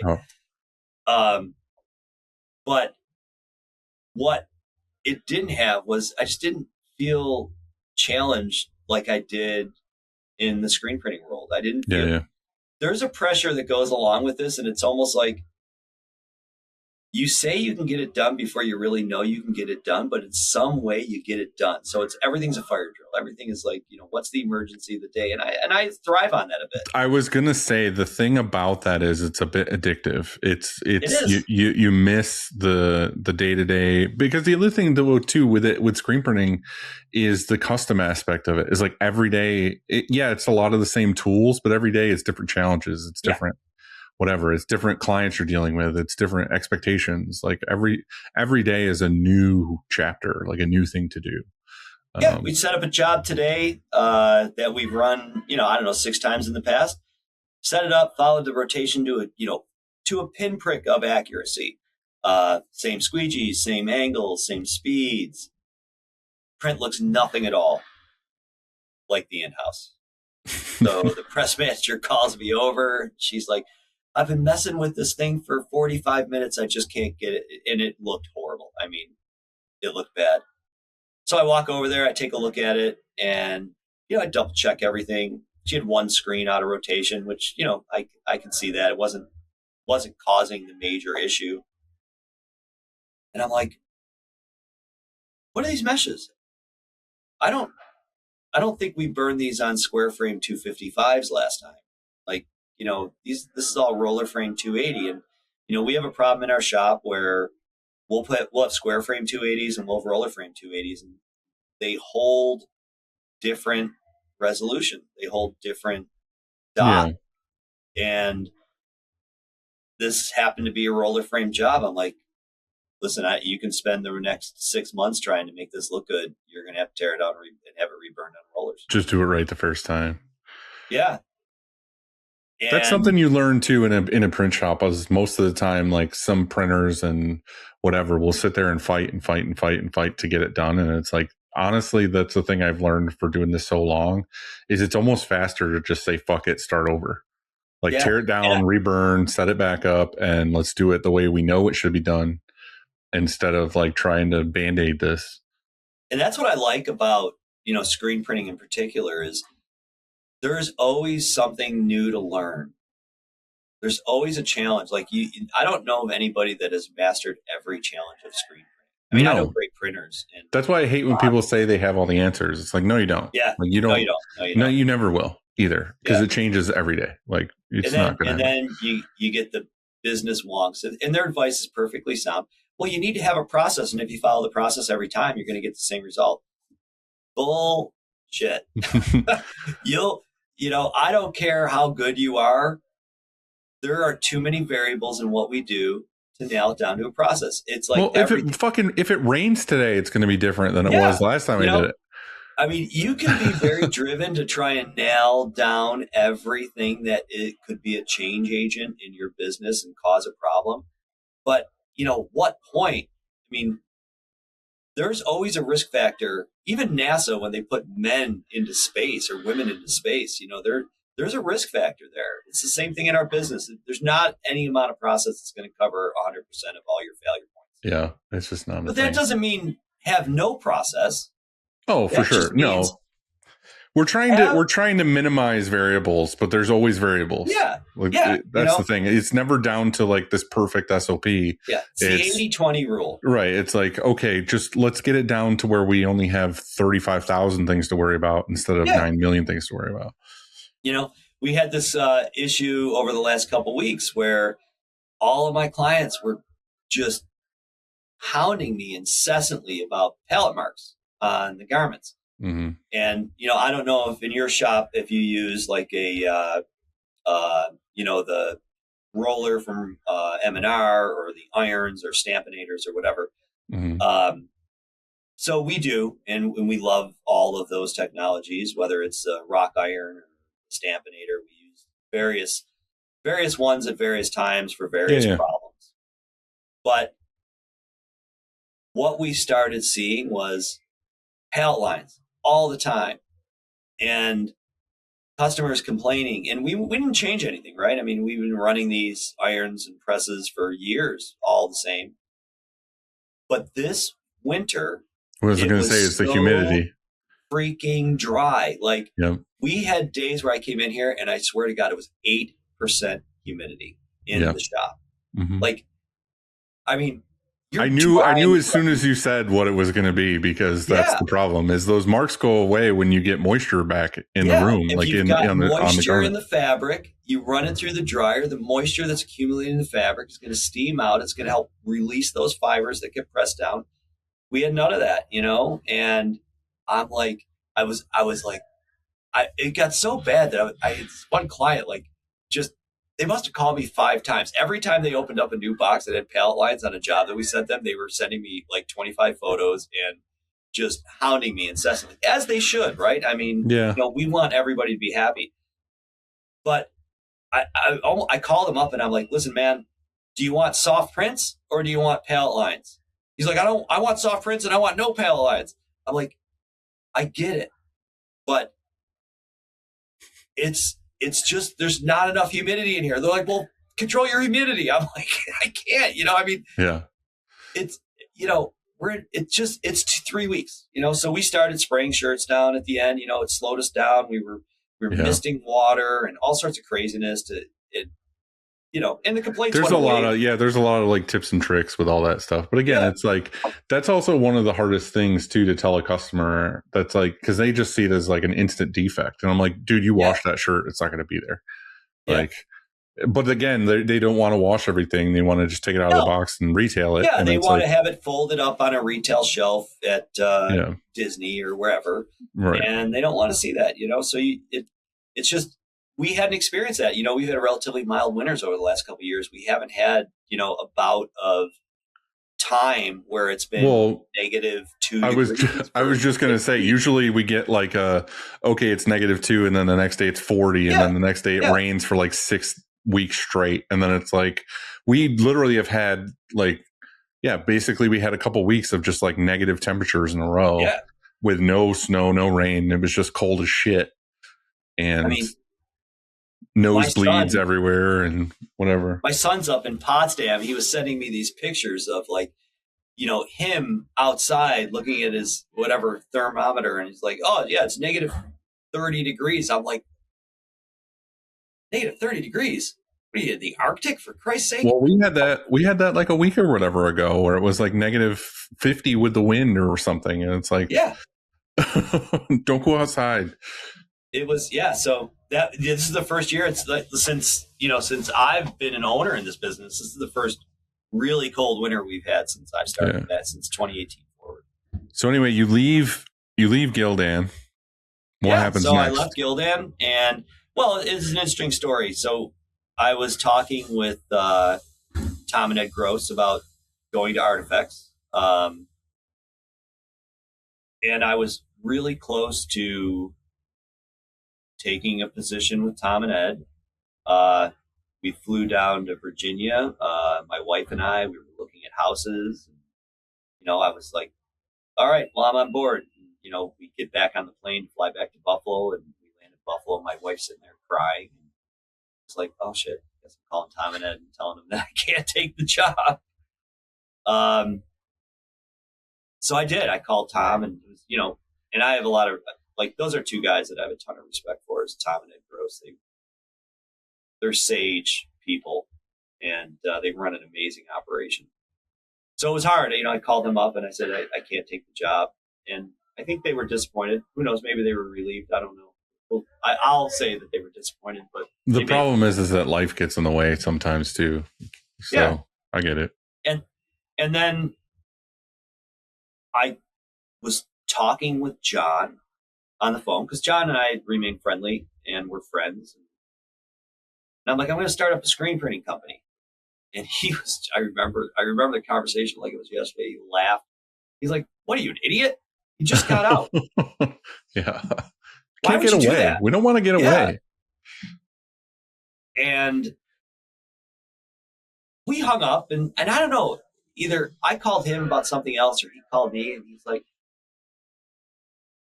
somehow he said, if you're serious about, he goes, why don't we do it? We'll do it together. And I said, really? And at the time, in the back of my head, I'm like, see, he's calling you an idiot, but he had an itch too. Like, he was like, oh, this is my reason. Yeah. Like, he doesn't want to take the first step to seem like the guy who's like, why are you getting back into printing? Now he's the savior, being like, well, I got to help Dave. Like, yeah. But anyways, we got together, and we have another small partner who was always our HR person at the old factory at New Buffalo, Pam Thayer.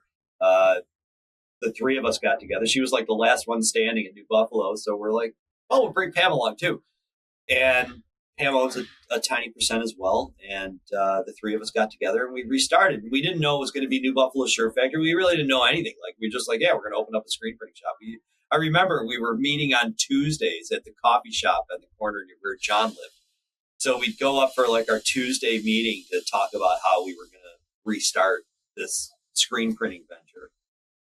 And through that process of meeting for a couple hours a day, we started to develop a plan. We thought about, what we wanted in terms of building and footprint and what our customer base was going to be like. And, it's not like we had a, 40-page business plan that we could present to the, C-round financiers at some venture capital firm, but we started to develop a plan that worked for us. But it's so different it's almost like that saying of like, would you rather like go back 20 years or would you rather start over as a baby with the knowledge you have now? And it's like almost everybody's like, I'd rather start off as a baby with the knowledge I have now. And that's kind of the same thing. Like, imagine, well, I mean, you did it, so you don't have to imagine, but like, imagine for me being like, oh, I'm going to start from scratch now with the knowledge I have about like a print shop. Like, I would make so many less mistakes, or I would assume I would make so many less mistakes of like, oh, like I know now, like not to buy this piece of crap or like not to do this or not to hire this or whatever. And it's like, it'd be exciting. Like I would be more excited about that challenge and that new venture than I would be just doing the next normal thing. I was excited about a lot of things. I was excited about, I always looked at John as a mentor. He's always been a huge part of my life ever since I got involved in this business. And, all the best things in my life, whether it's the relationships I have with people in the industry or people outside of the industry, everything good in my life has pretty much been born out of New Buffalo Shirt Factory. I met my wife there. I was going to say, you met your wife, right? I met my wife there. When we got married, it was like a New Buffalo wedding, right? I mean, everybody in New Buffalo. We went out to Telluride for my, sort of like bachelor party, and it was all people from New Buffalo. It's like every part of my life has been based around that. So it was a good thing that John for me, it was sort of like the nail in the coffin of making the decision to say, absolutely, this is what I'm going to do. And it was funny because when we sat down and when we started talking about what we thought this 2.0 business was going to be like, and we didn't even, it wasn't called New Buffalo at the time. Believe it or not, we were thinking about calling it Artie Cottons. that would have done just as good. That was going to be the name of New Buffalo. So we were going to call it Artie Cottons. But John had gotten on the phone with one of his friends in the industry who happened to be the manufacturer's rep that we used to do Disney for. And during the conversation, Bill, the guy who was Tiltworks, said, why wouldn't you call it New Buffalo Shirt Factory? And John was like, well, why would I call it New Buffalo? But also legally, can you? Well, here's the rub, right? So as we're talking about it, John calls me up and he's like, I was talking with Bill Hires and he said, why wouldn't we call it New Buffalo Shirt Factory? And I said, well, yeah, dummy, why wouldn't we call it New Buffalo Shirt Factory? And he's like, well, I don't know if we can. So we looked into it and Gildan didn't buy New Buffalo Shirt Factory. What they did was they bought all the assets out of New Buffalo Shirt Factory, completely closed New Buffalo Shirt Factory, and moved all those assets into Gildan Apparel. Right. So New Buffalo Shirt Factory ceased to exist after Gildan bought them. See, now that's kind of like a huge win for you guys because the name alone is worth a ton because that was the credibility. Yep. That was everybody knew. So New Buffalo Shirt Factory could have been restarted by anybody, Mm-hmm. I should have bought that. I should have bought that domain. I fucking knew it. You should have. You should have bought that domain. Slightly lower Buffalo Shirt Company. Yeah. Could have called it New Buffalo Shirt Factory, Old Buffalo. Yeah. Mid state division. Exactly. Upstate New Buffalo. So we went and looked, and sure enough, it was available. And we had called Gildan and said, hey, do you mind? And they're like, no, just don't go after any customers that we do business with. And they're like, well, we're not planning on it.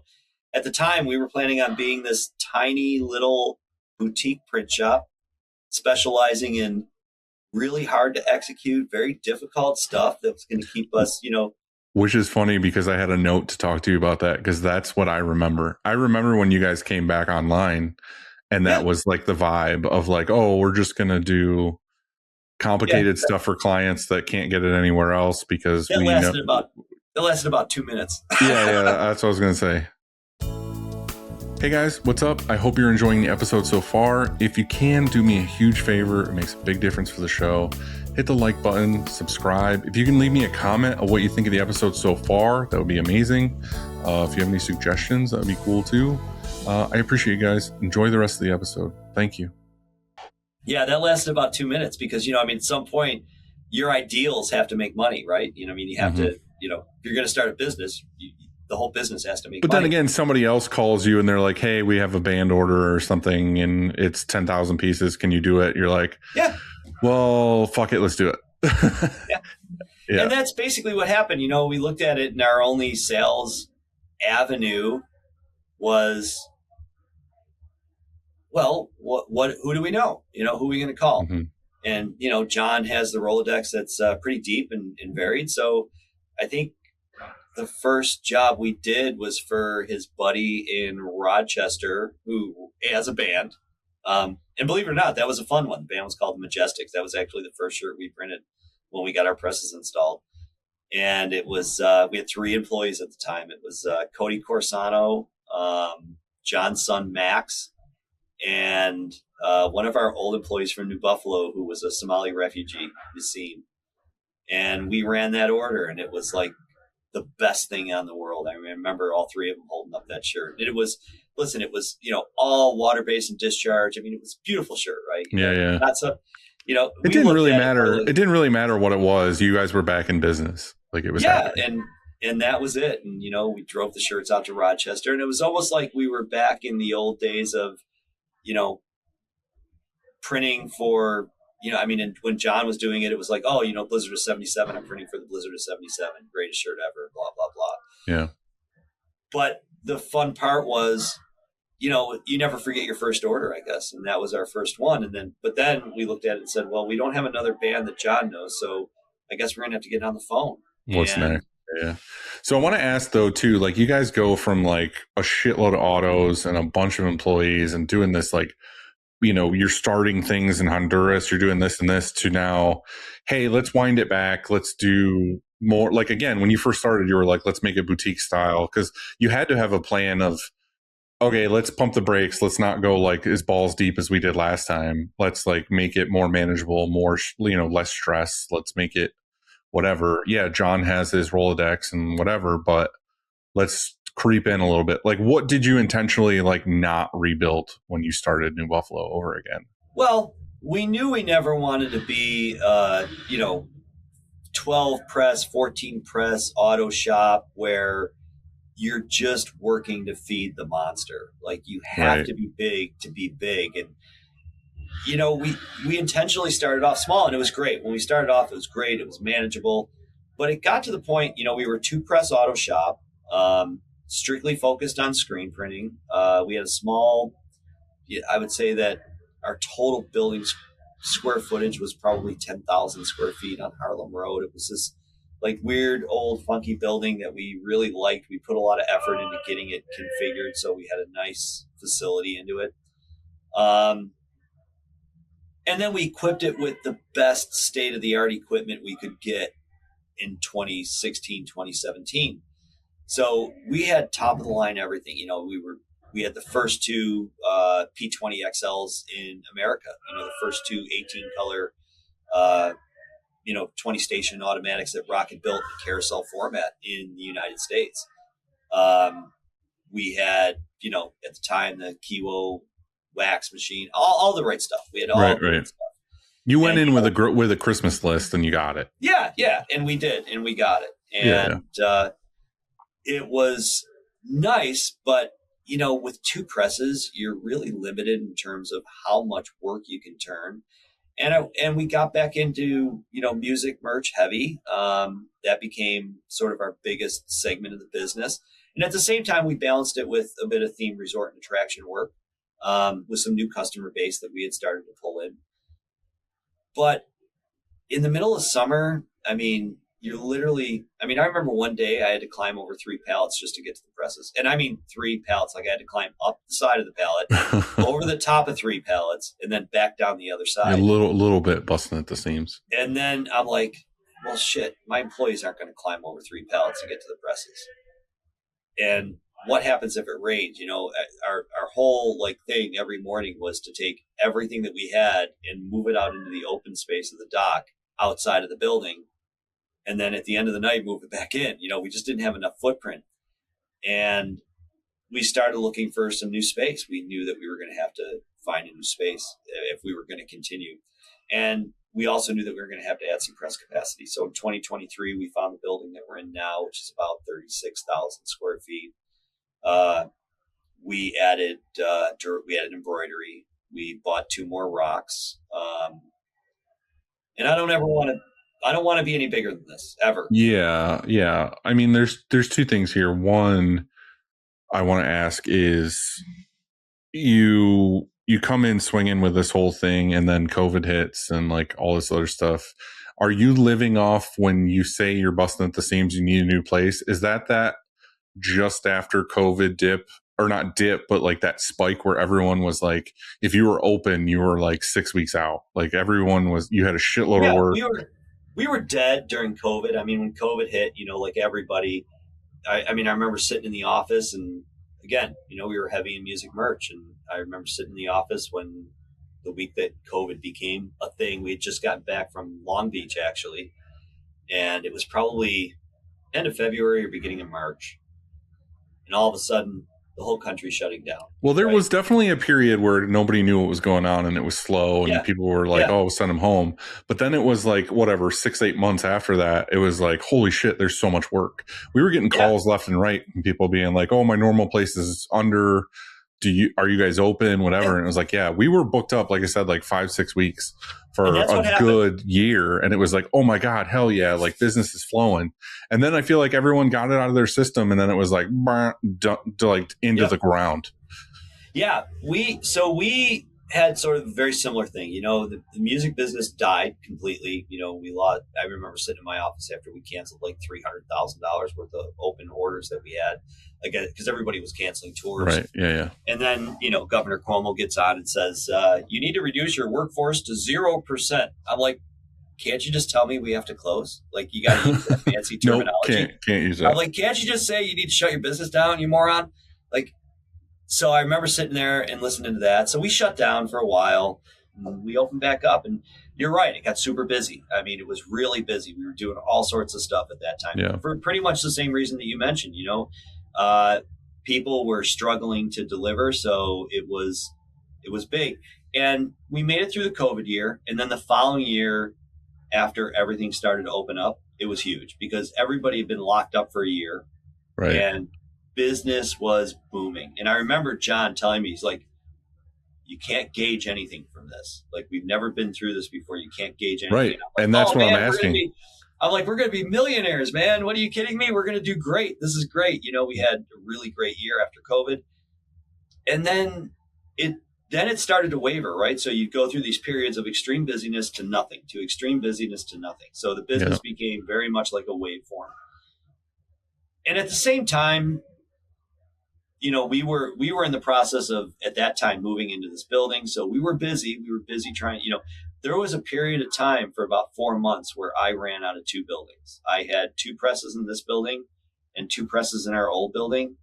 And it was a nightmare. Like, I still have my screen department in our old shop. So we're like ferrying screens back and forth in our Sprinter to our new press. It was crap. It was tough.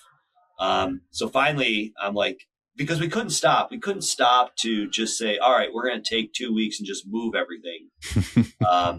Because you got customers. Dave, this goes back to what we just said about tear the job down, get it done right, and whatever. Yeah. Take the 2 minutes to fucking move.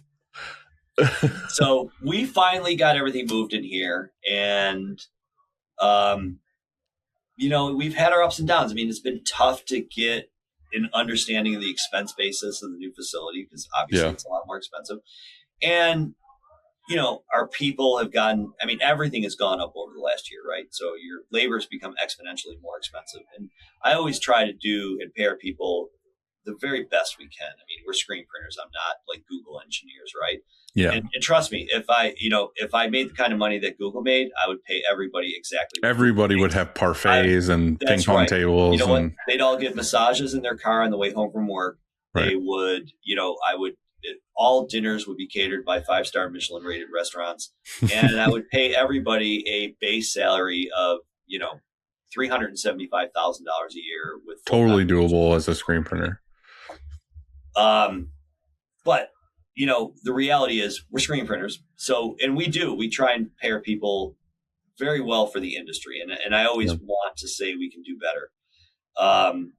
But a lot of expenses have increased this year. It's been a very difficult year to gauge how tariffs affect our business, all of those things, right? So it's been a learning experience this past year.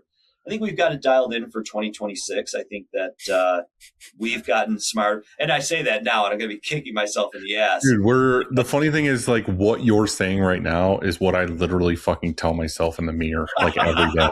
Like, no joke. Like, I'm trying so hard to not be a fucking Debbie Downer on these episodes, but it's like, that's what I'm feeling. I'm feeling like I know in my core it's going to be fine. I know that it's one of those things that every 15 years or whatever, we'll go through this dip where we got to do this thing and we have to reevaluate and we have to whatever. And it's like, I'm the same thing. I'm very hopeful for 2026. The problem is right now we're in February and it's like January, February, it's already slow no matter what. So you're just living through this period of slow. You're hoping for like mid-March where it's going to be like, oh, cool, business is back, sunshine's out, whatever, all these things. And I'm so happy, like part of my soul is so happy that you're talking to me about this right now, because when we have these feelings like you're talking about, and I know you're holding some stuff back or you're not giving me enough information or whatever, but it's like, it makes me not feel on this alone island.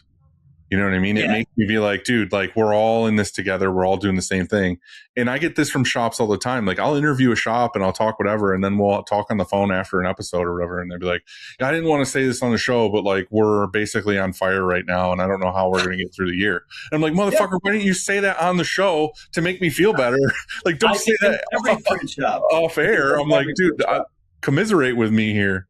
But again, I've done nothing the last 45 days, but rewatch every M&R Blue Crew video you've ever done, pretty much. Cool. Thanks, Dave. And the funniest part is, I look at these shops, especially the ones that are out west, and I'm like, how does this motherfucker have a 36,000 square foot brand new building with every accoutrement that I ever wanted in my life? And buy like 4 Polarises all over the place.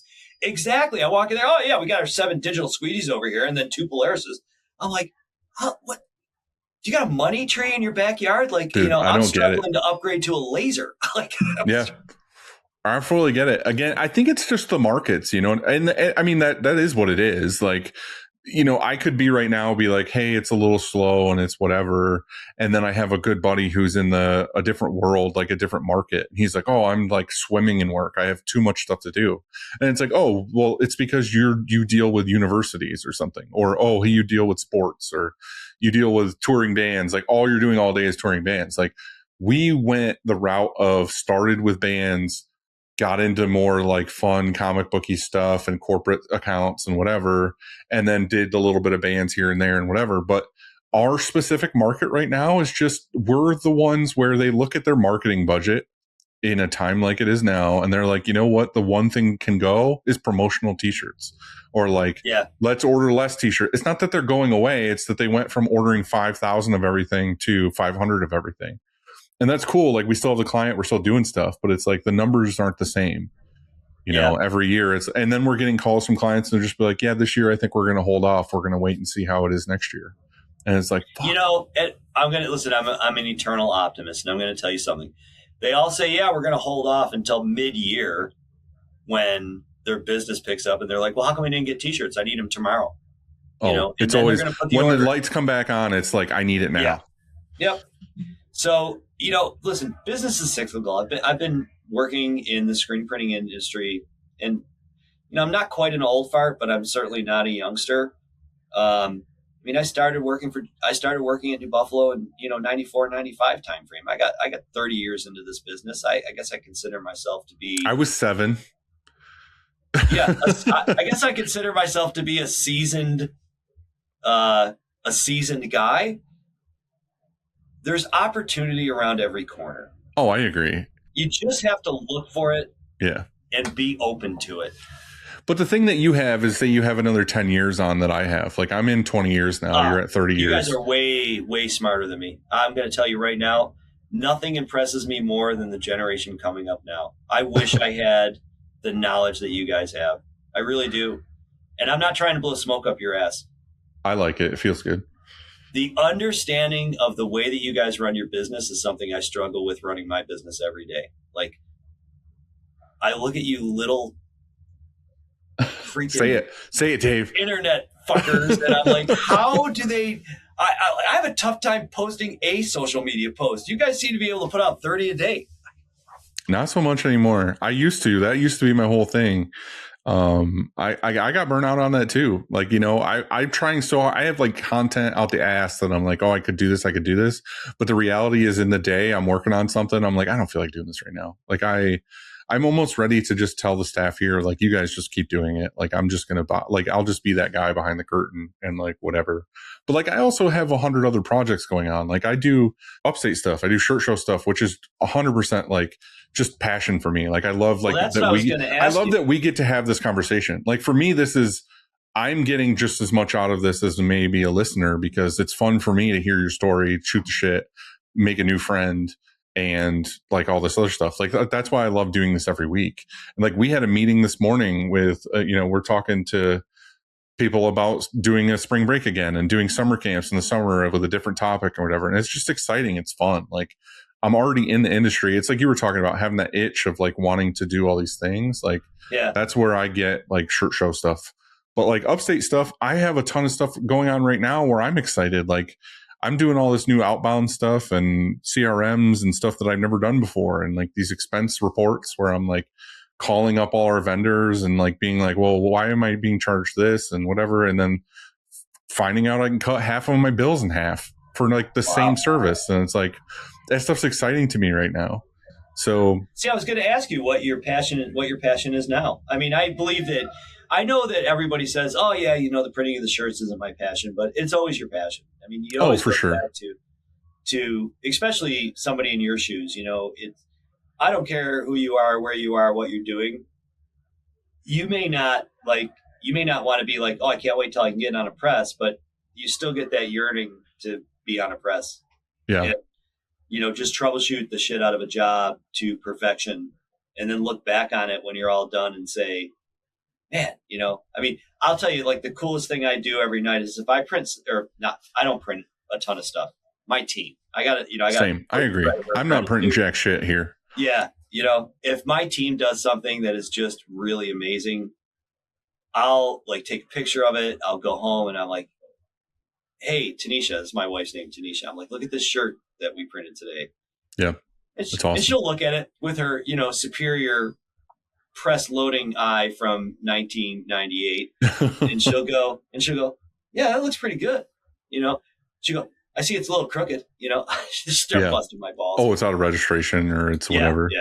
Yeah. Like I'm living through that with Bill right now. Like Bill has a fire in him to like do like cool new stuff or like play with stuff. And again, like ever since we got the laser too, like there was a job today where he like I saw the shirt, like everything looked great and we did it, whatever. But like he zoomed in with his phone because me and him both just went out and got like new 17s. So like the cameras on him were like playing with, and he like zoomed in on the shirt on like, there's this guy, it's like real small. There's this guy like sitting in a room or whatever it is.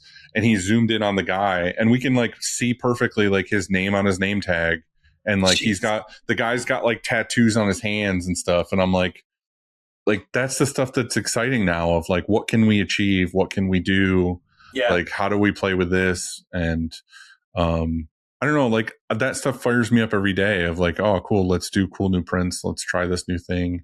I'm excited too about working with like new customers and like new projects and whatever. Like that's what to me, it's always been playing a video game. It's like getting to the next level or, whatever it takes to make this thing work. And again, I'm with you too of like, I haven't stopped and started over, but I've known like through this show and through just friends and talking of like, I don't want to get any bigger. Like I want to do the 3 autos. I want to do the, 10 to 12 employees. I want to work 9 to 5 and have weekends off. Like my goal where I'm at in my life right now is to do as much fun shit as possible, but as less stress as possible. So like, that's where I'm looking at all these things and being like, how can I make this less stressful, not only for me, but for my team? And I think that's where people in life want to be now. Like, especially when everyone went home for COVID and like worked from home and whatever, they realized like, oh, I should focus on like real life shit or like myself or like take up a hobby or whatever it is. And I feel like now employees are like, I'm not going to settle for just being in a factory every day. I'm not going to settle for, minimum wage and no benefits and this and this. They're like, hey, life, like I just realized the entire world can shut off. Like I need to think about things that are important to me too, which is a struggle for a business owner to be like, well, how do I balance this? What is the reality? What is, like you said, like, I wish I could pay everybody $50 an hour or whatever. And it's like, how can we meet in the middle here and make everybody happy in this situation and keep things going, but not like kill us either? Well, funny you mentioned that, Dylan, because Chris, your shirt show counterpart, Christina, and I, we were having a conversation yesterday when she was, like getting me prepped for the interview. And we talked about, sort of what my goal is in 2025. And my wife and I finished watching Ted Lasso. Love it. And I decided that, my goal is to Ted Lasso the shit out of this place in 2026. Yeah, I agree. Did she tell you that we've been saying the same thing? No, she did. She was like, oh my God, this is, we said almost the same thing. I'm trying in your same vein with like making the shop Ted Lasso. I'm trying to do that too, but there's certain aspects of my life where I'm not going to talk about it, but like there's certain things that I was just like, I just need to take the high road. I normally would anyway, but I'm just saying like the Ted Lasso in me is just being like, all right, cool. You know what I mean? Like in his whole thing, like his wife left and, you know, the team was going to hell and this, he just stayed positive the whole time. And then it worked out for him in the end because everybody else and the way everybody felt and the negativity just saw how Ted was being. And they were like, yeah, this is the way to go. Like, this is the right thing to do. Like the believe slap, like everything is just like, all right, let's rally around this cause and let's rally around positivity. And it's like, fuck it. Let's just do that. Like that sounds better to me. And I'll just live that way. You know, if I had to say like the number one complaint of previous employees that have worked for me that we have had, like, and I'm saying employees that I had a disagreement with, or we had a disagreement together where it came to the point where I don't think you can work here anymore, or you don't think you can work here anymore. You know, they always say, well, Dave, you just don't seem authentic. You know, that was their number one complaint. You just don't seem authentic. Like you don't authentically care. And I agree. You know, I mean, one of the things that I've had to struggle to learn in the last couple of years is, you know, I don't know what it is, but I'm not born with the empathy bone. Like, dude, we're on the same wavelength right now. When I hear somebody that has a problem, like I feel it. I just don't know how to express it to them. Like, I don't know how to say we're the same human. I get it. It's fucked up, you know? I don't like it either. I had to have a whole talk the other day. Like this was part of the breakdown thing, was just like, when I'm stressed out or when I'm just trying to keep the fucking lights on here and I'm doing whatever, like I'm in my own mental zone and I'm trying to do what it is that I'm trying to do. I don't have it in me to run around the shop high-fiving. Like, and it's not that I'm pissy. It's not that I don't want to. It's just that I'm trying to not catch on fire. I'm trying to do my thing. And I'm sorry that I'm not like super hyped up, but it's just, it doesn't mean that I don't love you and want to hang out with you and want to fucking have a great time. It's just that like, I'm in my own zone right now. Yeah. Catch me at the right moment. And I'll be the person that spends an hour talking with you about, you know, hey, how do we get by your struggle and what can I do? And, you know, all that stuff. But, you know, it's funny. What made me realize this was a conversation I had about 2 months ago with somebody, and they came up to me and they said, and I feel horrible about this, and you can leave it in if you want. I'm not telling you not to take this out. So this person comes up to me and she's like, hey, you know, there was this terrible accident in Dunkirk. This guy got hit by a train on the train tracks in a car. He got stuck on the train tracks and he was trying to move his car off and the train came and hit him. And I turn around and I'm like, wait a minute. How do you get stuck on train tracks in a car if your car stalls on the train tracks? And you see a train coming, well, you get out of the car and you walk away. Like you don't sit in the car trying to move the car when the train's coming up on you. The Corolla isn't as important as you getting out. Yeah. And I'm like, it sounds like it was completely preventable. You know, and I just came off with some like off the cuff BS. This is something, hey, let me give you some therapy real quick. This is something I've learned the hard way over the last couple of years is like, you can't always use logic with people who are coming to you for just to commiserate or to like to dump on and have you just like be on their team. Me and Christina call it the fuck that bitch thing of like, you know what I mean? Like she might want to say something or I might want to say something and I just want to vent. And what I need is for somebody in that moment to say, just somebody listen. I need someone to say, fuck that bitch. Like, regardless of if it's a good person or whatever, I just need somebody to say, yeah, fuck that person or whatever. Yeah. And what I need is and this is what I've learned, like with you, of like you said, like people might be like, you didn't feel like you liked me or cared about me or whatever, like we're supportive, is I need you to walk into my office and say, I'm just here to vent, or walk into my office and say, I need your help solving this problem, because I can't differentiate between the two. Like, to me, you walk in and you say something, I just get into fix that mode.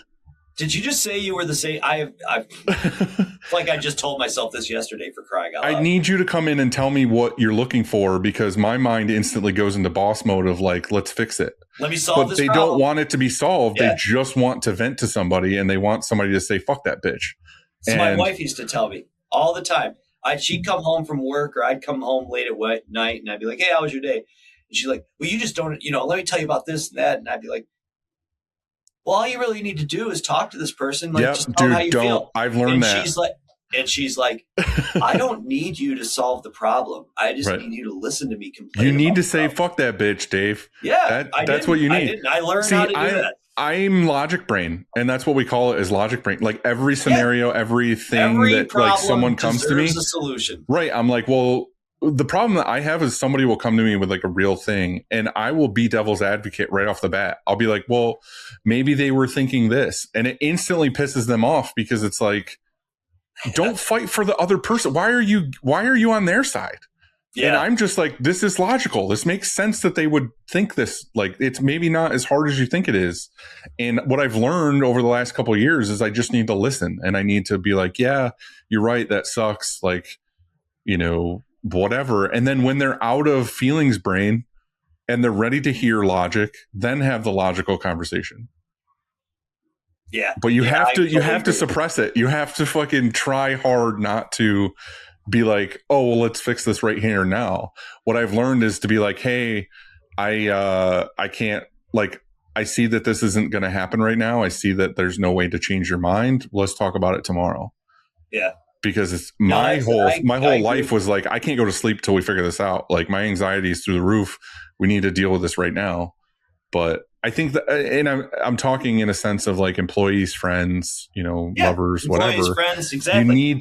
You need to suppress certain feelings sometimes, and just like kind of meet the person where they are, and be like, okay, like, what do you need from me? And I'm here to support you. And since I've kind of figured that out, life has been a lot of bit easier, and more of the Ted Lasso of like, okay, let's get the dog pound together and let's fucking figure it out. The Diamond Dogs. Yeah. So that's my goal. My goal is to finally figure out how to run a business and not be a one-man business. Yeah. I feel you. I feel that pain. And because there are a lot of people that work at New Buffalo Shirt Factory that want to understand what accountability is, but don't know how to achieve it. And there are some that never want to be accountable, right? They just want to come in fold shirts and then bail at the end of the day. And there's places for both. But the ones that want to be accountable, I want to give them a path to accountability, responsibility, and, greater self-satisfaction. But in order for me to do that, I got to be able to step back and let them take the reins. And if that means take the reins to personal failure where they learn a lesson, then I need to understand that. And well, one thing I learned like 4 days ago, talking about growth and learning, is sometimes it takes being super vulnerable with some of these key people. Because my problem was I just kept bottling it up. I kept pushing it down. I kept being quiet. I kept shutting my door in my office. I wasn't being mean. I wasn't whatever. I was just keeping to myself. But the problem is that the people around you think that you're upset with them. They think that things are failing. They think that this thing's going on. But really all it is a lot of personal struggle. And you're not letting them know what's actually happening. So if you go to them and you're like, hey, like, I believe in you. I trust you. I know you're going to do great work. Let's build this thing together. Like, let's do this. Then it's like, okay, high fives. Everybody's on board. But if you just keep being that fucking asshole in your office, then people are gonna build weird stories and negativity and whatever. And again, I love everybody here. Everybody here is like super close to me. Everybody here is trying really hard to make the best of everything, and I appreciate them to no end. And I think that we all just need to realize that that's the case and like do cool shit. And I think that's, again, where we talk about positivity of 2026. I think that's what's happening now is like, fuck yeah, let's do it. It would be awesome to have some sunshine once in a while. but like Yeah. as best we can do with seasonal depression, like let's do this. Let's make it happen. So, The world is such a screwed up place right now that you got to figure out where to find some internal happiness. You should check out Shrinking. I think it's on Apple. It's on the agenda. It's Christina very put much on the like agenda for Ted me. Lasso. Like it's the same vibe. It's very heartwarming and like, you know, has its struggles or whatever, but it's a really good show to watch. So where New Buffalo is right now, what's the plan? What's the status? What's the mission? How are you guys doing? I think for me, the things I'm most excited about is, you know, building a business that can be a legacy to New Buffalo, but a benefit to my people that work for it. Like, you know, I look at this and I say, I'm in this for, you know, another solid probably 9 years where, I mean, like, you know, in 12, 13 hours a day, busting my ass, doing what I got to do, Saturdays, Sundays. There will be a time where I just can't muster that level of energy when I'm 65 to be like, you know, I'm working 6 days a week for 16-hour days. Yeah. So for me, I want to figure out how I can make that not be a thing in my life, where I do get some time to explore what the world is like without having to print t-shirts to, you know, see it through the lens of a t-shirt. Yeah. You know, I've got some personal things I want to accomplish. I've always wanted, you know, just in life in general, some personal things, whether it's new hobbies or new, you know, you just got to make time for it. You're just going to have to try. Time for it. Yeah. And, you know, and as a business owner, you're always scared. You're like, well, if I don't go into the office, then I feel guilty, right? You know, I feel guilty. Like I need to be there. I need to be there all the time. And what it does, I mean, it's a shitty way to look at things, because when all you do is focus on work, you lose the reason why you focus on work. But also too, like you can do this test, which I mean, I can't say much because the people who run the place when I'm not here are my best friends and I know they're going to do the best job, but it's just leave for a week or two. Like so many print shops I've talked to, and I'm not blowing smoke up your ass either, is like so many shops I've talked to are like, for some reason or another, they had to leave for a week or two. Say it's a family emergency or it's a whatever, or they finally are like, I'm just going to take this trip, shut my phone off, see what happens. 9.9 times out of 10, they come back and it's like nothing happened. Like the shop ran, everybody did what they were supposed to do. It was on autopilot. And that's kind of what I say. Like I take a lot of trips. I do a lot of stuff in the industry. I you know, visit Christina. I do whatever. And the shop runs while I'm gone. Like the worst case scenario, it's on autopilot, which isn't a negative thing. It's just there's not a lot of growth while you're gone, because usually it's me trying to find new stuff or adding new technology or whatever it is. Yeah. But like the jobs that came out, like jobs were quoted, like everything happened, like everything was ordered, like the people here like put out fires, like whatever it is. And it's like sometimes you just need to say fuck it and go. And then you realize like, oh, I don't have to have my finger in like every department.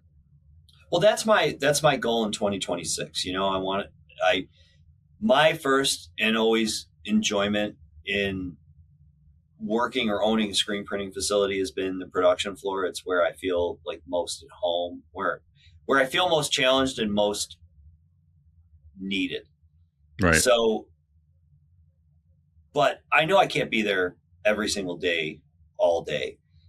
And we've made some new hires in the last year that are starting to now, you know, those seeds were planted and now they're starting to blossom, and they're really good people. So they're stepping into new roles and new challenges. And my goal, and we hired a new CFO. So we have a new CFO, which was sorely needed, right?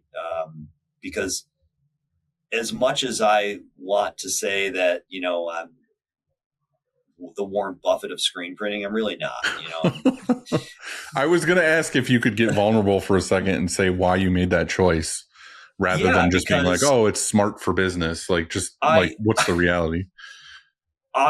Listen, New Buffalo Shirt Factory 2.0 was a lifestyle choice for me from the very beginning. It's a lifestyle business for me.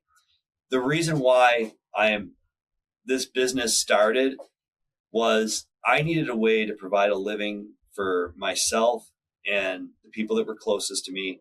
Not that I needed to provide a living for John, because that certainly isn't happening. He's good.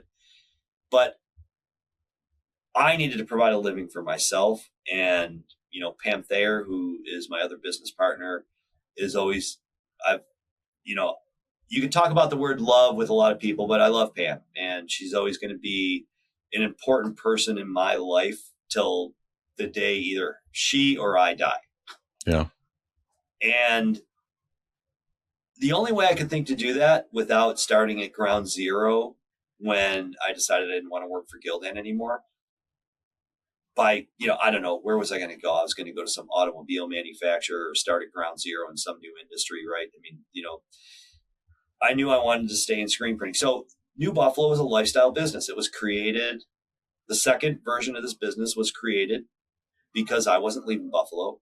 I needed something to do, and I wanted to do it with people that I wanted to do it with. So that's There's really a passion project that makes you money. Yeah. And it doesn't, like I said, I'm never going to be the Warren Buffett of screen printing, right? But I enjoy doing this, and there is a business here. And, one of the things, it was funny because Christina asked me the other day, she's like, what are you most proud of? I said, at the time, I didn't really give it a whole lot of thought. You know what I'm most proud of? When New Buffalo 1.0 closed, a whole lot of really great people in the screen printing industry lost their job doing what they did very well. Right. There were some really world-class printers at New Buffalo Shirt Factory, and they all weren't printers, right? I mean, whether it was the person that mixes ink for my company or the person QC, that handles whatever. my screen department, all those people that were really good at what they did, their options became going to another screen printer at half the scale, or getting lucky and finding their passion for whatever it was they wanted to do. But, they were either going to clean houses or they were going to work as a manager at McDonald's or whatever. So being able to bring back as many of those people under the New Buffalo roof and have them be part of practicing the craft that they were meant to practice is probably one of the things I'm most proud of. Hell yeah. It seems like you're definitely in this for the right reasons. Yeah, be it you want to make money and you want to grow your company, but it's got to make money. A lot of it from you from the beginning was just the real interest of the craft and the industry. You got into this to fucking do IT, and then we're like, oh, I want to be part of the party out here. I want to be the best volleyball player known to man. I want to travel around and expand my horizons with this print trailer. And then it's all right, now I'm fucking going to Honduras and I'm exploring the world and I'm having fun. And then that kind of comes out and you're like, man, let's do it all over again.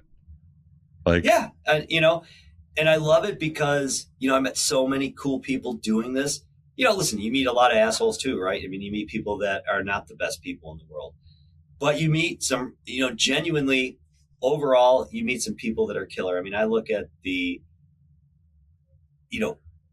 people that are now retiring and are no longer in the industry, but were in the prime of the industry when I got started. Yeah.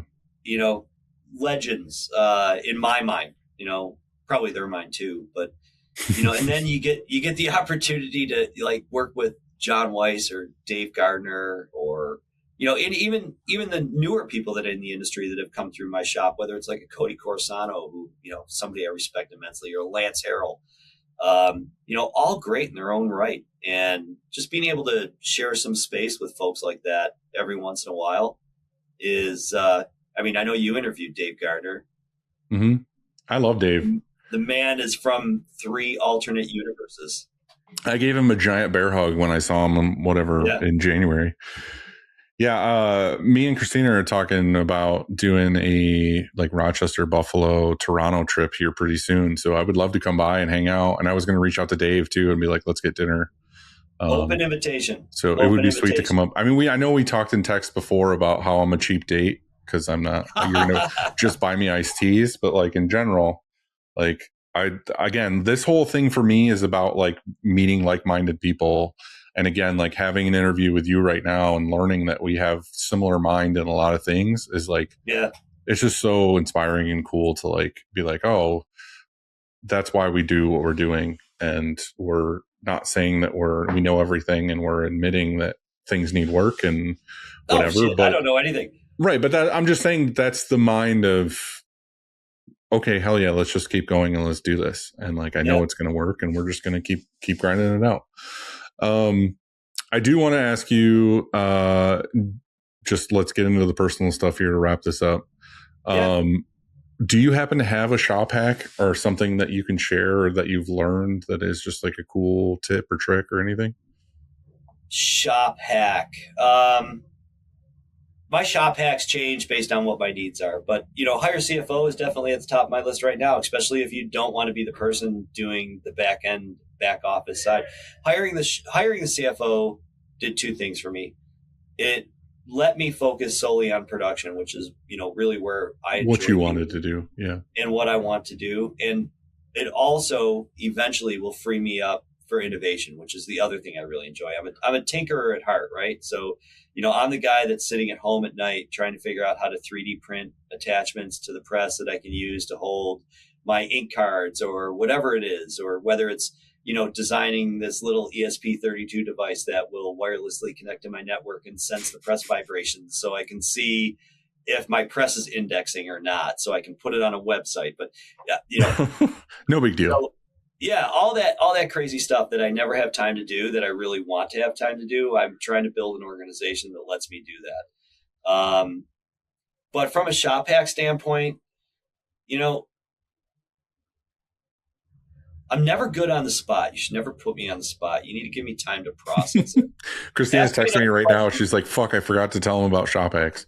Ask me another question and I'll come back to shop. Okay. All right. Greatest shop fail.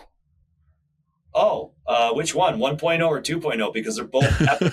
Give me one that sticks in your mind, be it a job got messed up. All right, good. I'm going to give you both. So greatest epic fail number one was at the original New Buffalo shirt factory. And we were doing a hot market job for San Francisco 49ers at the Super Bowl. It was for Pro Player.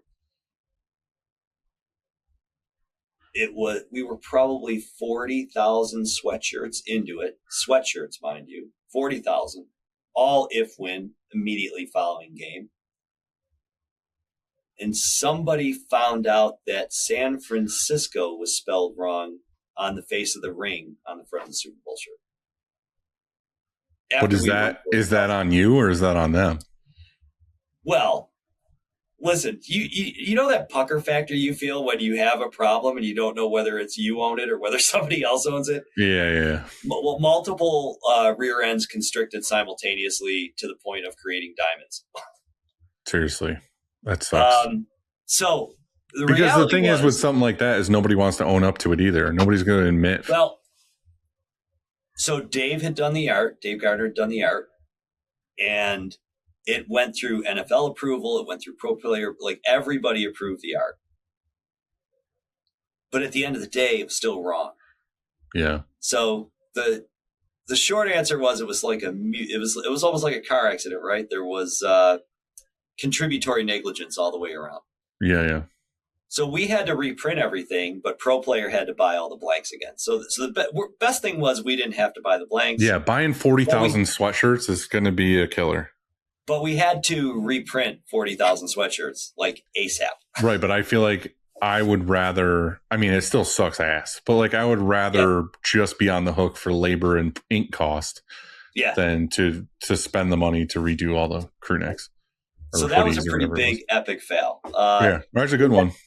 Epic fail number two.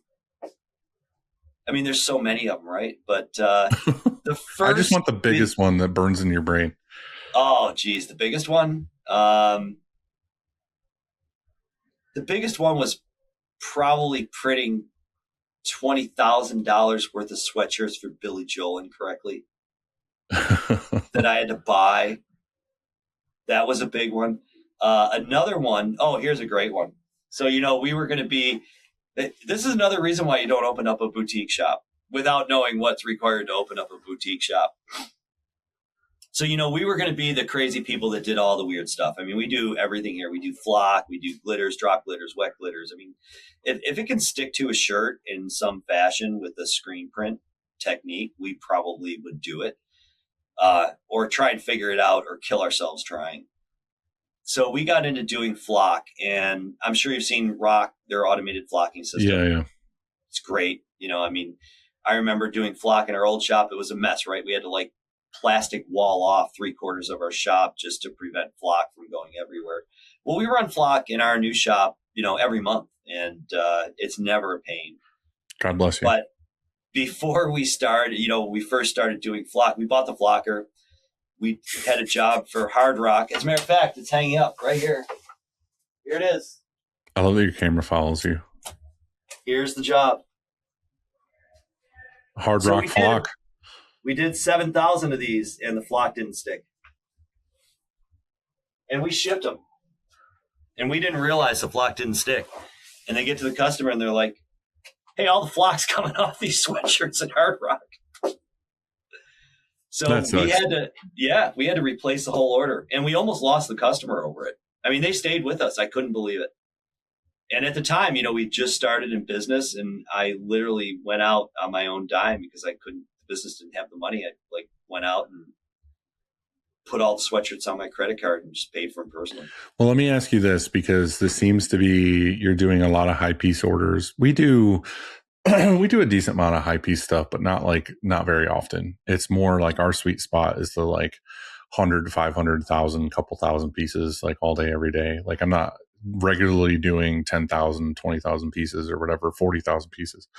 My sister-in-law is my insurance agent, and she tried really hard to push me when I was getting insurance switched over for everything to buy the business insurance where if we misprint a large job, it'll be covered. Now, in your shoes, it seems like worth paying for. What I told her is the 3 10,000 piece orders we do a year, if something was to happen with them, which usually when you're doing a big job, it's let's do every possible thing to triple check spelling and take pictures and get customer approval on press and everything else. I would just eat the cost because it's cheaper to do that than it is to spend the whatever it is, I don't know, X $100 to $1,000, whatever a month bill to have that insurance. Now, so ironic that you mentioned that, because at the time, not for that particular problem, but we had another issue with an order, and we did have insurance that covered potential customer lost inventory due to either a manufacturing defect or something else. So in our old shop, we had this issue where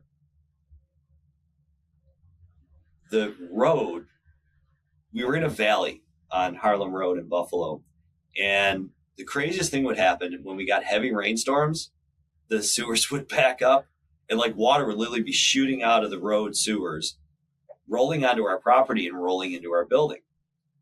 Well, one night, unbeknownst to us, our whole production floor flooded. And there was probably 3 inches of water across the entire first floor of our building. And listen, you never take all right, I just came up with my shop hack. Always keep your boxes on skids. Yeah, never directly on the floor. Hack. Never directly on the floor. So we had soaked a ton of product, right? Printed product, unprinted product. And, by the time, and it wasn't all the product, but it was every box that was directly on the floor, right? So, I don't know, it was probably maybe, let's say it was $10,000 worth of inventory. And I went to my insurance company and they denied it because the insurance company always wins. Yeah. That was technically considered a flood, and it only would have fell under flood insurance. Dude, they find ways all the time. They find ways. And the funny thing is I love my sister-in-law. I told her straight up, but I told her to her face, they did all the work. They did all the paperwork, because I switched everything over to them, my cars, the building, liability, the business, everything. They brought in all these packets and books or whatever. And I sat her down and I looked her in the face with her other employees. And I was like, how are you guys going to fuck me? Like straight up, I said literally that. I was like, how are you guys going to fuck me? Because I want to know now so that I can plan for it. Like, do I need to pay an extra couple $100 a month here or there to like make sure you're not going to screw me over? They told me straight up. They're like, well, because my building is this like long old train station. Yeah. And I've got like, this is the one thing they told me anyway, was that like, I thought straight up that like if my shop burned, like say something happened and my shop burned to the ground, I found out I would get no money unless the entire building burned. Really? Yeah, they were like, I would get some money, but I wouldn't get what I expect. Like I would expect the amount of money I would get for the whole building, everything I've been paying for, so I can like rebuild another building. I wouldn't get that. I would just get like partial or whatever. I would get like a fraction of what I thought I would get. And I was like, that's dumb as hell. Like, I might as well go buy a couple 6-packs of beer, tell the fire company who's like 2 buildings down, let the fucker burn. Like, if anything, add fire to it. Like, let the whole building go. So I ended up paying like whatever it is, like another couple $1,000s a year or something to get it to where it was like, they'll give me the full amount of that section or that whatever if it burned down. Like, or because there's no way this building would burn down all at once. It's like too many sections, too many different things, like whatever. So I think with that, it's just like be very like, how do I get screwed here? Because there's so many fine print things. Like you said, like, oh, well, my stuff got ruined, but it wasn't under flood insurance, so it doesn't count. Yeah. It's like, nah, dude. And I want it to where it's like any product that gets screwed over gets covered. How do we do that in this paperwork? I don't know how to do that without paying a shit ton of insurance premiums. That's what I ended up doing, is I just ended up spending a lot more money. But again, like to me, that's my biggest fear here is fire. Like, because then everything I have is lost, and it's like, I'm not going to flood because I'm like 4 feet off the ground, but still it's like, there's certain things where I'm like, okay, this is more likely than others, especially with the age of my building. I'm like, yeah. And I've had like close calls with electrical and fire stuff here. So yeah. I was Electric like, fires are always a concern in screen printing. Well, we have brownouts all the time where we're at. I'm sure you guys do in Buffalo too, but like in our town, like it's constant. And what happens when you have a brownout is it like fuses shit together. That's not normally an issue. And we had that like on a weekend. It was on a Sunday. Nobody was here. Power's off. Everything's off. And like a brownout came and it fused relays together in flashes, and the flashes just stayed on, like 100% on. And it just torched everything. Like the pallet's gone, the print arms melted, fucking flash is toasted. And it's like, it's just that's because scary. Right. But that's what I mean. Nobody was even here. Like it wasn't like someone left something on. It was just a brownout issue. And now I have like, surge protectors on every breaker box. I have like all these things like preventative. We shut actual breakers off every night. Like we don't just unplug things or shut them off. We have green dots on all the circuit breakers for important equipment, and we switch them off every day before we leave because it'll stop at the box. It's not going to the relay. It's not going to the equipment. We kill at the breaker for. We basically every one of my presses is wired as a cell, so it's like one 300 amp breaker that covers all the flashes, the press, everything all in one. It was super expensive to implement. Yeah, but worth it. Worth it, yeah, because you kill 4 breakers and all your heavy equipment is shut down. Yeah, for sure. All right, let's get into the real serious questions. What is your ideal candy? Oh, well, my ideal candy is Mounds Bar. It's the freaking best candy bar ever. Okay, I'll leave that one alone. What is that saying? Mounds has nuts. Joy has nuts. Mounds don't. Yeah, there you go. Yeah. Okay, that's the only thing I know about Mounds. I don't think I've ever tried a Mounds bar in my entire life. I love Mounds bars. They're the best. I'll have to try it. Is that the coconut one? Yep. Dark chocolate. That's why I don't like coconut. Let's see. What is your ideal perfect vacation day? Hopping on the motorcycle. Honestly, you know what? If I'm going to play hooky and it's decent riding weather, I'm making my wife play hooky. We're laying a map out on the table in New York State. We're closing our eyes. We're both putting our fingers somewhere.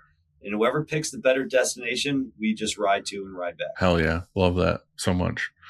Yeah. That is the best hooky day ever. If your life was a movie, who would play you? Ferris Bueller, man. That actually kind of tracks as far as looks wise. Like you You look like you're nailing it. I'm a Jeff Daniels. I'm from Dumb and Dumber. Jeff Daniels for sure. Yeah. That's my celebrity lookalike. I love his there was an interview with him talking about how he would always get into that character that right before they said action, he would shake his head. And that way he would have that like dumbass look on his face when the camera came on. Like he couldn't just do it. He couldn't just get into it. So what he has to do is he has to go like, and then like droop his cheeks. And that's how he got that like dumbass look. Oh, I love that movie. I just thought that was funny. I dressed up like him for Halloween one time. I had the full like one-piece ski suit on. Like tongue to the pole. Yeah, the spandex one. Yeah. I wore that out for Halloween one day. It was freaking hilarious. I love that.